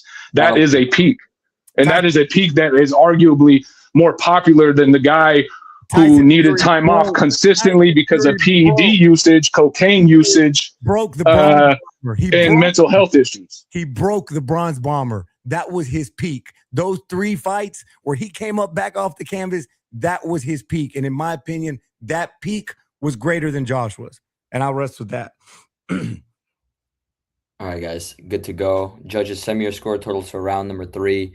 I'm going to move on to round number 4. Much appreciated. Billionaire and Lloyd Sports Saint, please send me your scores. Thank you, guys. Round number 4. The prompt is this is an interesting one, actually. Yeah. Great round once again, by the way, guys. Who is the real face of boxing right now? Nobody or still Canelo Alvarez? So we're going to have JJ uninterrupted. Who is the real face of boxing right now? Is it no one? Is it basically vacant? Or is it still, at this point, Canelo Alvarez? Begin. All right, man. So this one I might get ran off the stage with, but y'all just got to hear me out. There's never a point where there's not a face, guys. When people ask who the face of boxing, they confuse 2 different things, like who's the best fighter in the sport or what's the face, the most recognizable figure representing it. Those 2 things are not the same thing. The face of boxing's always been who the casual fans associate with the sport, who can drive in the most eyeballs, the dollars. We've seen that from Mike Tyson, De La Hoya, Floyd Mayweather, and it went to Canelo. And unfortunately, the torch has not been passed. So that still makes Canelo the face of boxing. They're the symbol of boxing. In my opinion, that role still belongs to Canelo Alvarez. Easiest way to test that is, and I did this week to prepare for this, ask 10 random ass people to name a boxer today. I promise you guys, I asked just different color people, men, women. 9 of them said Canelo. The 10th one just said, I don't know anything about boxing. Hardcore boxing fans are going to debate pound for pound lists, but casual fans follow the stars. Casual fans are who's going to put the asses in the seats. Canelo is still the star that represents the sport worldwide. He's the one fighter who can still create a massive event just with a phone call. He can call David Benavidez. He can call Bevo. Hell, he can call Jake Paul. And those fights instantly become global spectacles. And let's not forget, man, he was 1 round away from getting a draw with Terrence Crawford. And you might say, yeah, those scorecards were a little bit off, but that proves my point.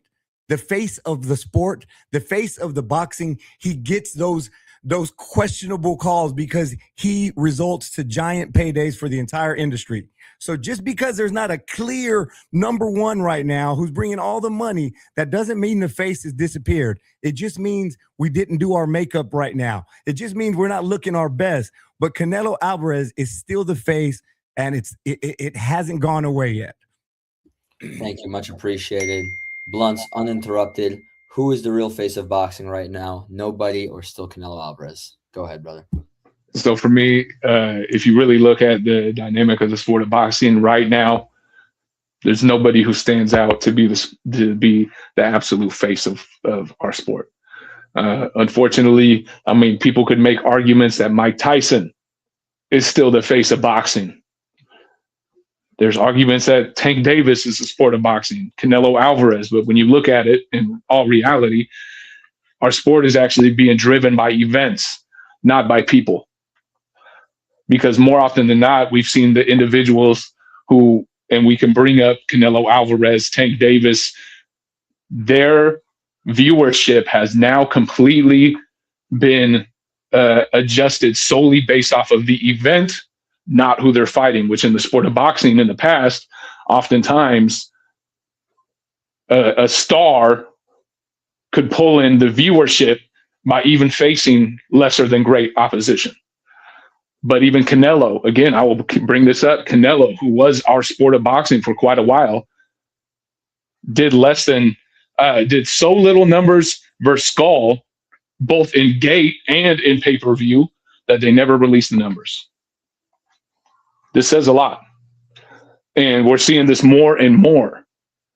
So right now, in the sport of boxing, that who's the face of boxing? It's an empty silhouette. And it's right for the picking. It's more about who's going to pick it up.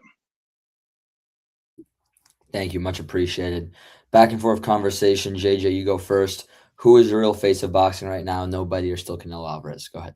Yeah, man, the torch has to be passed. Nobody loved to see Mayweather versus McGregor. Nobody liked to see Mayweather versus Berto, but it wasn't even arguable. Mayweather was still the face of boxing. Yes, less people tuned into Mayweather versus Berto.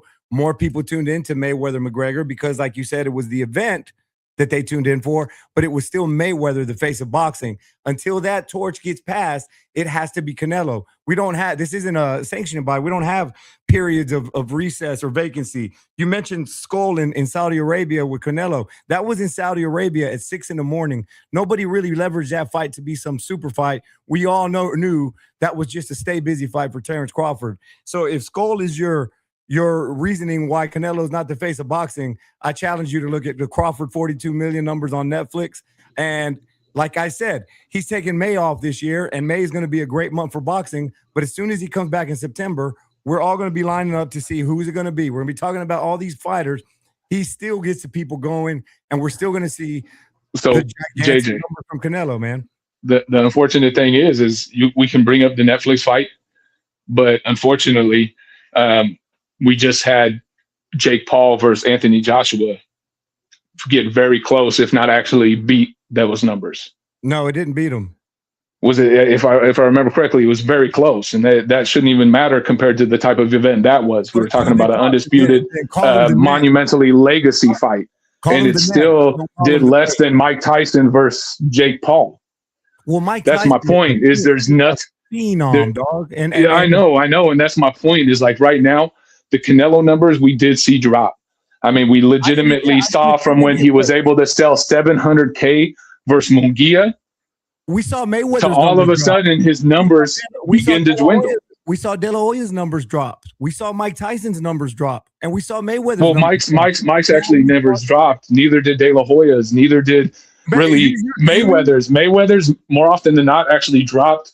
If you can go look at this, because I'm very, very familiar with the pay-per-view numbers based off of Mike Tyson, Floyd, Pacquiao. Most of those dudes would very rarely drop their pay-per-view sales by a quarter of what their highest were ever.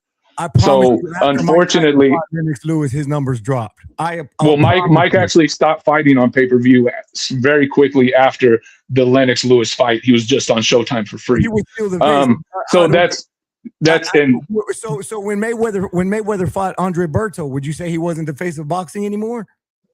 Because at that point in time, he pretty much, you could make the argument that his numbers dwindled. Why? Because of his performance. He was still somewhat popular, but his numbers dropped from 4.6 million to his last admitted fight to the public. His retirement fight dropped to 400K. So these things do happen, but. Is that what you're saying? So you're saying there was somebody? I'm saying Canelo at this point in stage is not the face of boxing, because at this point in time, he's shown that his numbers are dwindling, that the fans are over it, and there's nobody who has taken up the reins to even show that they're above him. Because you could look at it, Usyk is selling just as big of numbers as Canelo, actually bigger. Go ask your next door neighbor who Usyk is, and tell me if there's a face of boxing. Yeah, but we're American. You go over to the UK and you ask a Ukrainian who is Canelo. I don't think they'll know if you show them a picture of him. I'm willing to bet you they will be like, that's some Irishman. No. That's the difference. Canelo is a global superstar, man. And he was.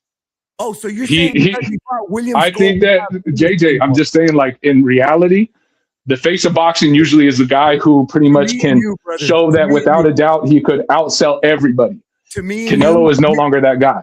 We know Canelo's dwindling because the writing is on the wall. But to your everyday casual, they're still going to set up their fajitas. They're still going to get the family together, and they're still going to bring out the biggest party of the year for Canelo Alvarez. That's not changing. I don't know, and also based off of what I said, JJ, inactivity killing the sport. Canelo out a year. Oh, Canelo this is the longest Canelo been out of the ring. By the time he gets back in the ring, oh, you think he's not? Everybody going to be inside wondering where he's at. Final points, guys. Final points. Who's that guy? He's been out of the ring too long. I don't recognize him. Come on, Bloods. But no, I'm just saying, until the baton gets passed, we don't have vacancies in the face of boxing. We never have. Canelo still has to pass it on. But my last question is, do we think Canelo versus Mbili is going to outsell some of the bigger fights this year in boxing? I don't think so. I don't think so either. I don't think so he's not the face of boxing no more. So you're saying the face of boxing has to have the highest pay-per-view sales every year to be the face of boxing? Yes, that is being the face of boxing. So Floyd Mayweather, that is being the number one person who the sport comes out to watch. No matter who you're fighting, they will come to watch. So William Skull in Saudi Arabia at 6 a.m. You don't fault the wasn't 6 a.m. here in the United States. No, actually, if you remember, adjusted the time to where it was nighttime. You brought up so his numbers, even in Mexico, thank you for the donation. Even his American pay-per-view ship with the American audience and the Mexican audience had diminished. That caught me off guard. I think we're pretty much wrapped up on that prompt for the most part. Judge, if you guys can send me your score totals for round number 4, I'd much appreciate it. Willie, that's a gigantic donation. It means a complete ton to me. If there was a way I could repay, I would, but I don't really know how I can help you. But it means a lot. Just keep making these content. We've got more tournaments coming, so thank you so much, my friend. I really appreciate that immensely, like absolutely immensely. Great debate, guys. That was a nice way to end it. What you guys think? Really good back and forth. Really good back and forth, guys. I'm getting the scorecards right now, actually, from all the judges, and I'll quickly give you guys the outcome. Hold on. 9.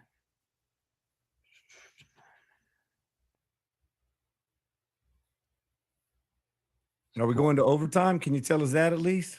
Well, about to say. All right, so the first score total. Wow, another one. No, much appreciated, brother. Much appreciated. Lloyd Sports scores about 39-37 for JJ Solomon. Adams Boxing Show and Billionaire Boxing TV both scored us about a draw. So we are moving on to fifth rounds. Adams scores at 38-38, and Billionaire scores at 39-39, which I've never seen before. What? We are moving on to fifth round, guys. We are finally going to properly utilize this tiebreaker. What a good debate from both of you, and we're gonna have our fifth round, guys. So we're gonna stay just a little bit longer. Let's get this topic. I know you guys are ready to close the show. So for the fifth topic, what I want to do since a tiebreaker, I don't want to do a whole intro for the topic and whatnot. We'll just let you guys go back and forth the entire time like a real debate, and we'll have the judges score the fifth and final round. So the tiebreaker, it's actually a pretty good tiebreaker. Should championship fights be 12 rounds or go back to 15? Should championship fights be 12 rounds or go back to 15? We will have Blunts start the conversation, but you guys will go back and forth the entire time. Let's begin. Before we start, Blunts, 12 or 15 rounds for championship fights? 15. 12 or 15? I said 12. 12. I said 15. Hey, and Blunts, I'm gonna shut the hell up. I want the judges to get real content instead of us just screaming all over each other. So I'll wait for a break for me to jump in, brother. Same. Respect. I appreciate both of you as well. Here we go. 3, 2, 1. Blunts and boxing begin. So the reason I believe 15 rounds should be brought back, and this is the one thing I want everybody to make extremely clear: it wasn't 15-round fights that were killing fighters. Lack of weight divisions and bad weight cutting. Same day weigh-ins. That's what killed people, not the 15-round fights. The 15-round fights actually kind of showed the levels above, in reality, championship level fighters and contenders. Unfortunately, bad things happen, the sports get adjusted, and it tries to learn from itself. But in this case of how many rounds boxing should be, they got it wrong.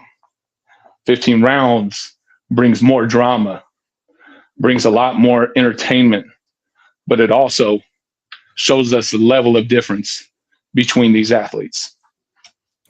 I'll chime in and just say, bro, the purpose of title fights is not to determine who can take accumulate more neurological damage. It's strictly to determine who's a better fighter. And I typed something out, so I'll just give my presentation because this one does mean a lot to me. And I'll say I just want to give my spiel. Championship fights should absolutely stay at 12 rounds. Fighter safety, fighter safety, fighter safety. And I know you addressed it real quick. Boxing's already one of the most dangerous sports in the world. Going back to 15 round fights is literally moving backwards. We're the only sport that's not making progress for fighter safety. In a major study published through the National Institute of Health, Blunt, examining more than 300 fights of professional boxing deaths from 1950 to 2007, they found that fatalities significantly declined after championship fights were reduced from 15 to 12. A separate review conducted by Association of Ringside Physicians, they analyzed deaths between 2000 and 2019, and they found fatal brain injuries occurring every year in boxing, with the increase happening as the fighters go deeper into later rounds. That's less oxygen, that's more exhaustion. So the idea of intentionally adding rounds 13, 14, 15, it just means you're adding more to exhausted fighters to absorb damage.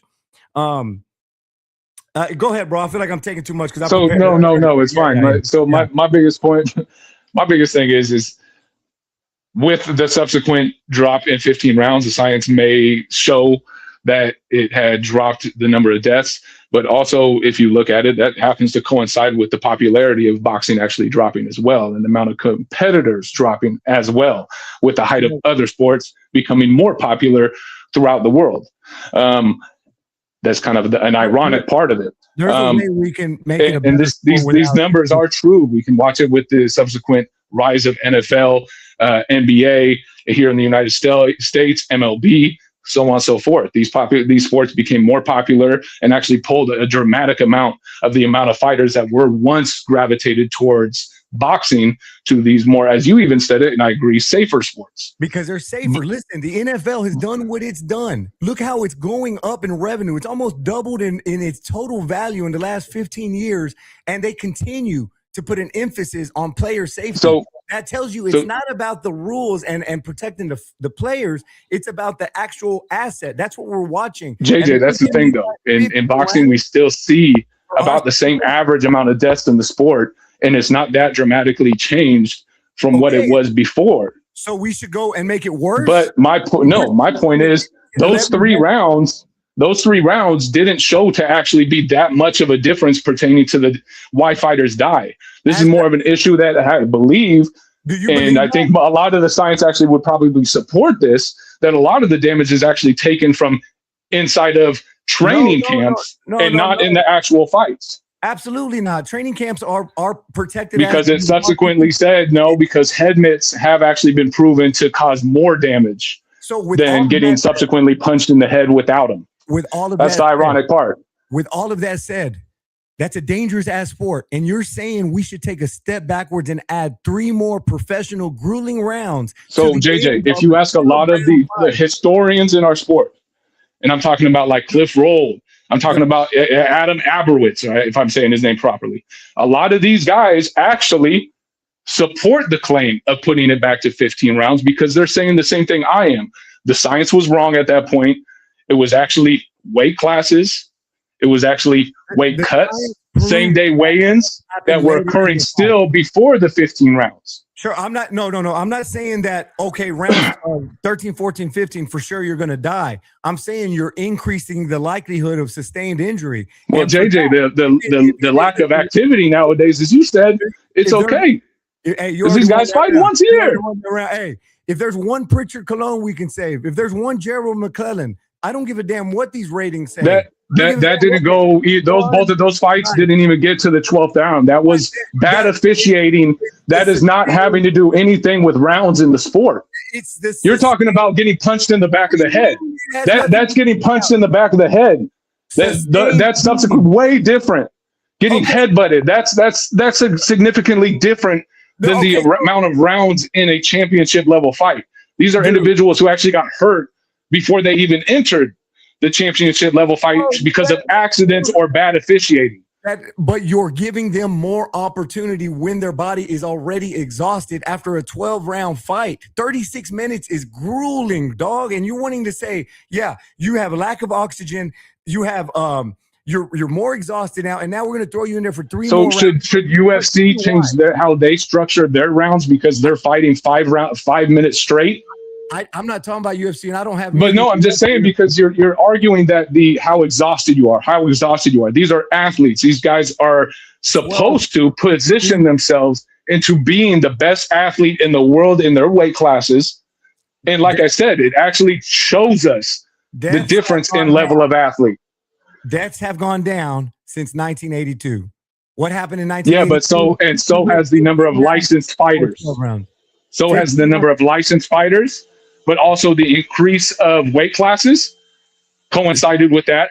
And so did the amount of same-day weigh-ins subsequently change that. In a sport, remember that because we have 8 to 11 deaths a year in our sport. That number is not going down. It's been steady since 1982. So yeah, and in the 80s is when we increased the number of weight classes that we had in boxing. Super middleweight, cruiserweight, fucking junior middleweight. All of these weight classes were added in the 80s. Does it make it more dangerous? We have 8 to 10 deaths a year right now. Again, there's more science that supports JJ. That's the thing I'm letting you know. There's more science that actually supports the idea of bat weight cutting, as well as more increased damage that's done outside of the actual championship level fights. So much so that the Olympics took away headgear because they recognized that it was causing more damage to use head mitts, but they still use it in sparring. You're just saying the science shows. I've given you 2 studies that tell you that since 1982 we've had less deaths, and I showed you a second study that says injuries happen later in the JJ, fight. I also said that the science supports my claim that weight cutting was the difference. Because in the 80s is when they introduced more weight classes in the sport of boxing. Tell me what science? What science? Where'd you read that at? You can find it right like online. There's literally tons of science on bat weight cuts and how it can diminish the amount of water in the brain, which is actually more of a dramatic change in how fighters get damaged and neurological issues. It's not solely the fighting in the ring.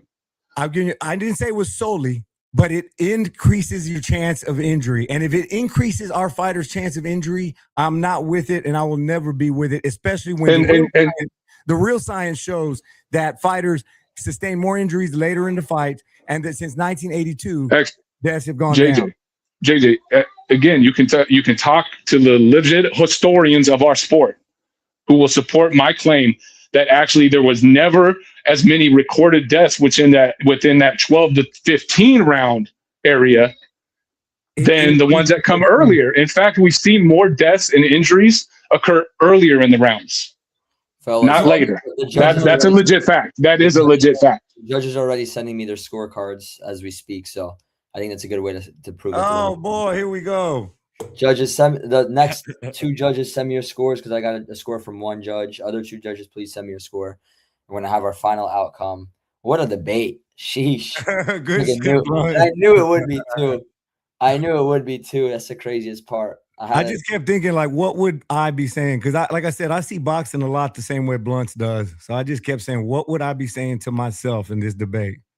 It was I really used to push and believe 100% JJ what you said, but when I started hearing like Cliff Roll, who runs TBRB and is also like one of the dudes who literally tracks all of the top, ranked fighters throughout decades, like he gave me some information better than that. I'm like, wow.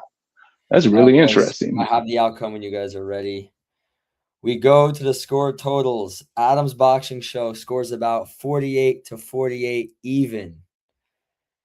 We have Saint scores about 48 to 47, and Billionaire Boxing TV scores about 49 to 48.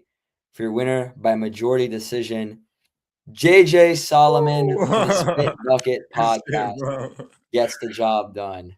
Good stuff, man. I What a appreciate scrap, you guys. man. That was tough, dog. That was tough, Blunts. That was What a hard. That was scrap. a great debate. Great work, boys. Thank you both so much. Before I bring the judges in, I'll let both of you guys have the mic. We'll let Blunts go first, actually. Blunts, you did a tremendous job. You came on, in my opinion, you came on really strong. JJ built a bit of a lead, and you came on extremely strong in the final few rounds and made it really close. Could have completely gone either way. Talk to us a little bit about your post-debate thoughts and your thoughts overall, man. It was just a great debate. I appreciate JJ. JJ's a hell of a competitor and himself, a big fan of the sport. He loves the sport like, I do. So it never hurts me to lose somebody who's got so much love for the sport of boxing. Respect, man. You did a tremendous job nonetheless. We really appreciate having you. And if you ever need anything in the space, make sure to let me know. And if you ever want to compete again or judge or whatnot or be involved in these tournaments, I would love to continue having you in some way, shape, or form, brother. Definitely. I appreciate it, Max. I appreciate you, Blunts. Hell of a job, dog. Thank you, Blunts. We'll talk soon then, all right? Thank you so much, brother. All right. JJ gets the job done, majority decision and a real scrap, man. Give us your post thoughts. How are you feeling? What you think of the debate? And now you'll also be taking on Remy, but we'll add that part at the end. Let's just talk more about what just happened. No, I knew it was going to be tough, man. Blunt is, like I said, and I want to preface this with this.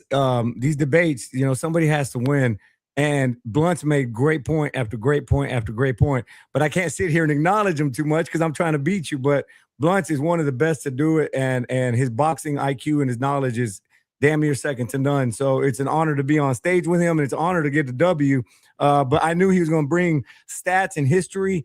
So I just wanted to be ready with every little thing he's going to say because I had a feeling I knew what he was going to say because, us boxing minds think alike. So, hey, somebody had to win. It was obviously about as close as you can get. So salute to Blunt. I really appreciate it. Yeah, man. Thanks to the judges, man. I appreciate you guys. Yeah, that was an exceptional debate, man. Before we get the judges' intake as well, really great scrap. You get the job done in a razor close tie-breaking majority decision. Now you're taking on Remy, which that honestly might be such a freaking tremendous debate. I can't wait for that one. How are you feeling about that matchup? You're taking on Remy next week, ideally. I know Remy's style, man. Remy uses big words. He's the TIP of the boxing industry, and he tries to overtalk you. So I'm gonna be ready for him. I'm gonna mute myself when it's respectable, and I'm gonna be ready to throw some facts at Remy. I can't wait, brother. We're really looking forward to it. Congratulations, man, and we'll see you in the finals, brother. All right, brother. Appreciate you guys. Salute to the panel. Salute to everybody, dog. Thanks a bunch. Sure. My God. Respect. Adam's Boxing Show. You had it a draw, and then you had it a draw again. Yeah, What'd man. you think of the debate, man. Man, it was tough, man. They was going back and forth. I love both what they did, man. I salute to both guys, man. Really. Yeah, man. It was a tremendous debate, and we're really glad to have you involved. And yes, if you have any more intel, let us know. But overall, it was just a tremendous back and forth, brother. Yes, sir. Billions. What'd you think of that debate, brother? And probably that debate right there is probably one of the reasons why I probably wouldn't judge no more, bro. That was tough. I'm not gonna lie, bro. That was tough. Only thing I could probably tell you the rounds that I gave them cleanly. I like Blunt's when they were talking about when he was talking about Shakur being stripped, the sanctioning bodies. I love Blunt's argument, man. Like that was cool. I wish JJ would have tied them tweets into his argument a little better. I heard him pulling for him. I just wish you would have laced it in and kind of made it some mic drop moments with that. I love JJ's argument about Tyson Fury. I'm not gonna lie. And when Blunt started, I initially agreed with him, but the way JJ was able to bring Tyson Fury's whole argument into play, man, that was real good for me, man. Like I said, bro, I don't know if I want to debate the next I don't know if I want to judge next time, bro. This was tough. So yeah. And matter of fact, before Lloyd goes, I want to say something. I think I had Blunts winning that first round, then I had JJ winning the second and the third. So I was like, oh snap, my man, JJ gonna close that fourth, and then I gave the fourth to Blunts. That's what made it a draw. Then I had the draw in the last round too. So that's why it came even for me. Bro, two of the rounds, I couldn't pick a decisive winner. That's why I scored them even. I was like, you know what I mean? That's a debate, bro. 2-10-10. I don't even blame you, bro. I really don't even blame you, man. I mean, we all saw this coming though. Billions debated both of you guys. I've seen you guys both debate multiple times. I knew it'd be either a split either way, majority either way, or tiebreaker. And it's exactly what I expected. You both really rose to the occasion. Saint was the only one who actually had a winner after 4. Saint, you had a 48-47 for JJ total. What'd you think of that debate, brother? Man, one hell of a debate. One hell of a debate. Salute both guys. Salute the judges as well. I know it was tough. I kind of like feel what you feeling, billionaire, on the fact of doing this again, because like, man, it's tough. It was close.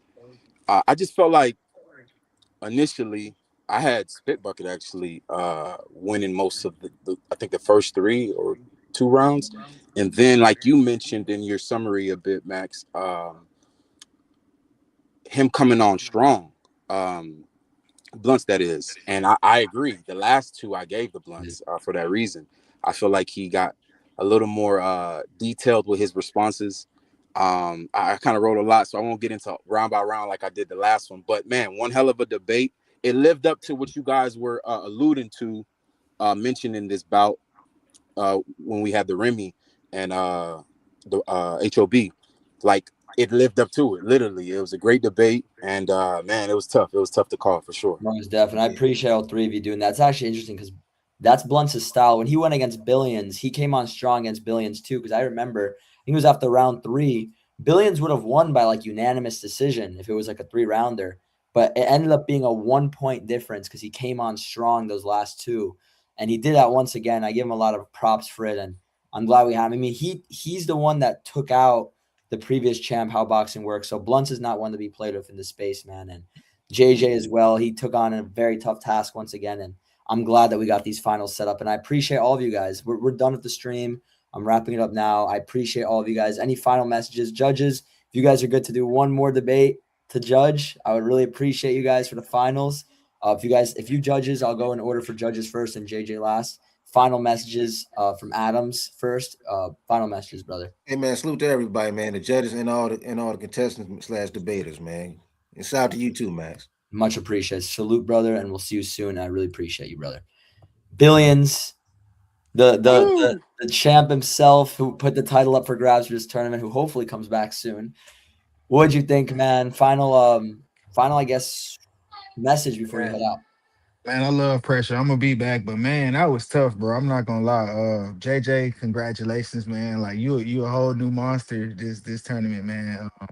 Blunts did great too, man. That was a tough debate, man. I can't wait to this finals. Let's go, bro. This finals gonna be. This is Billionaire Boxing TV.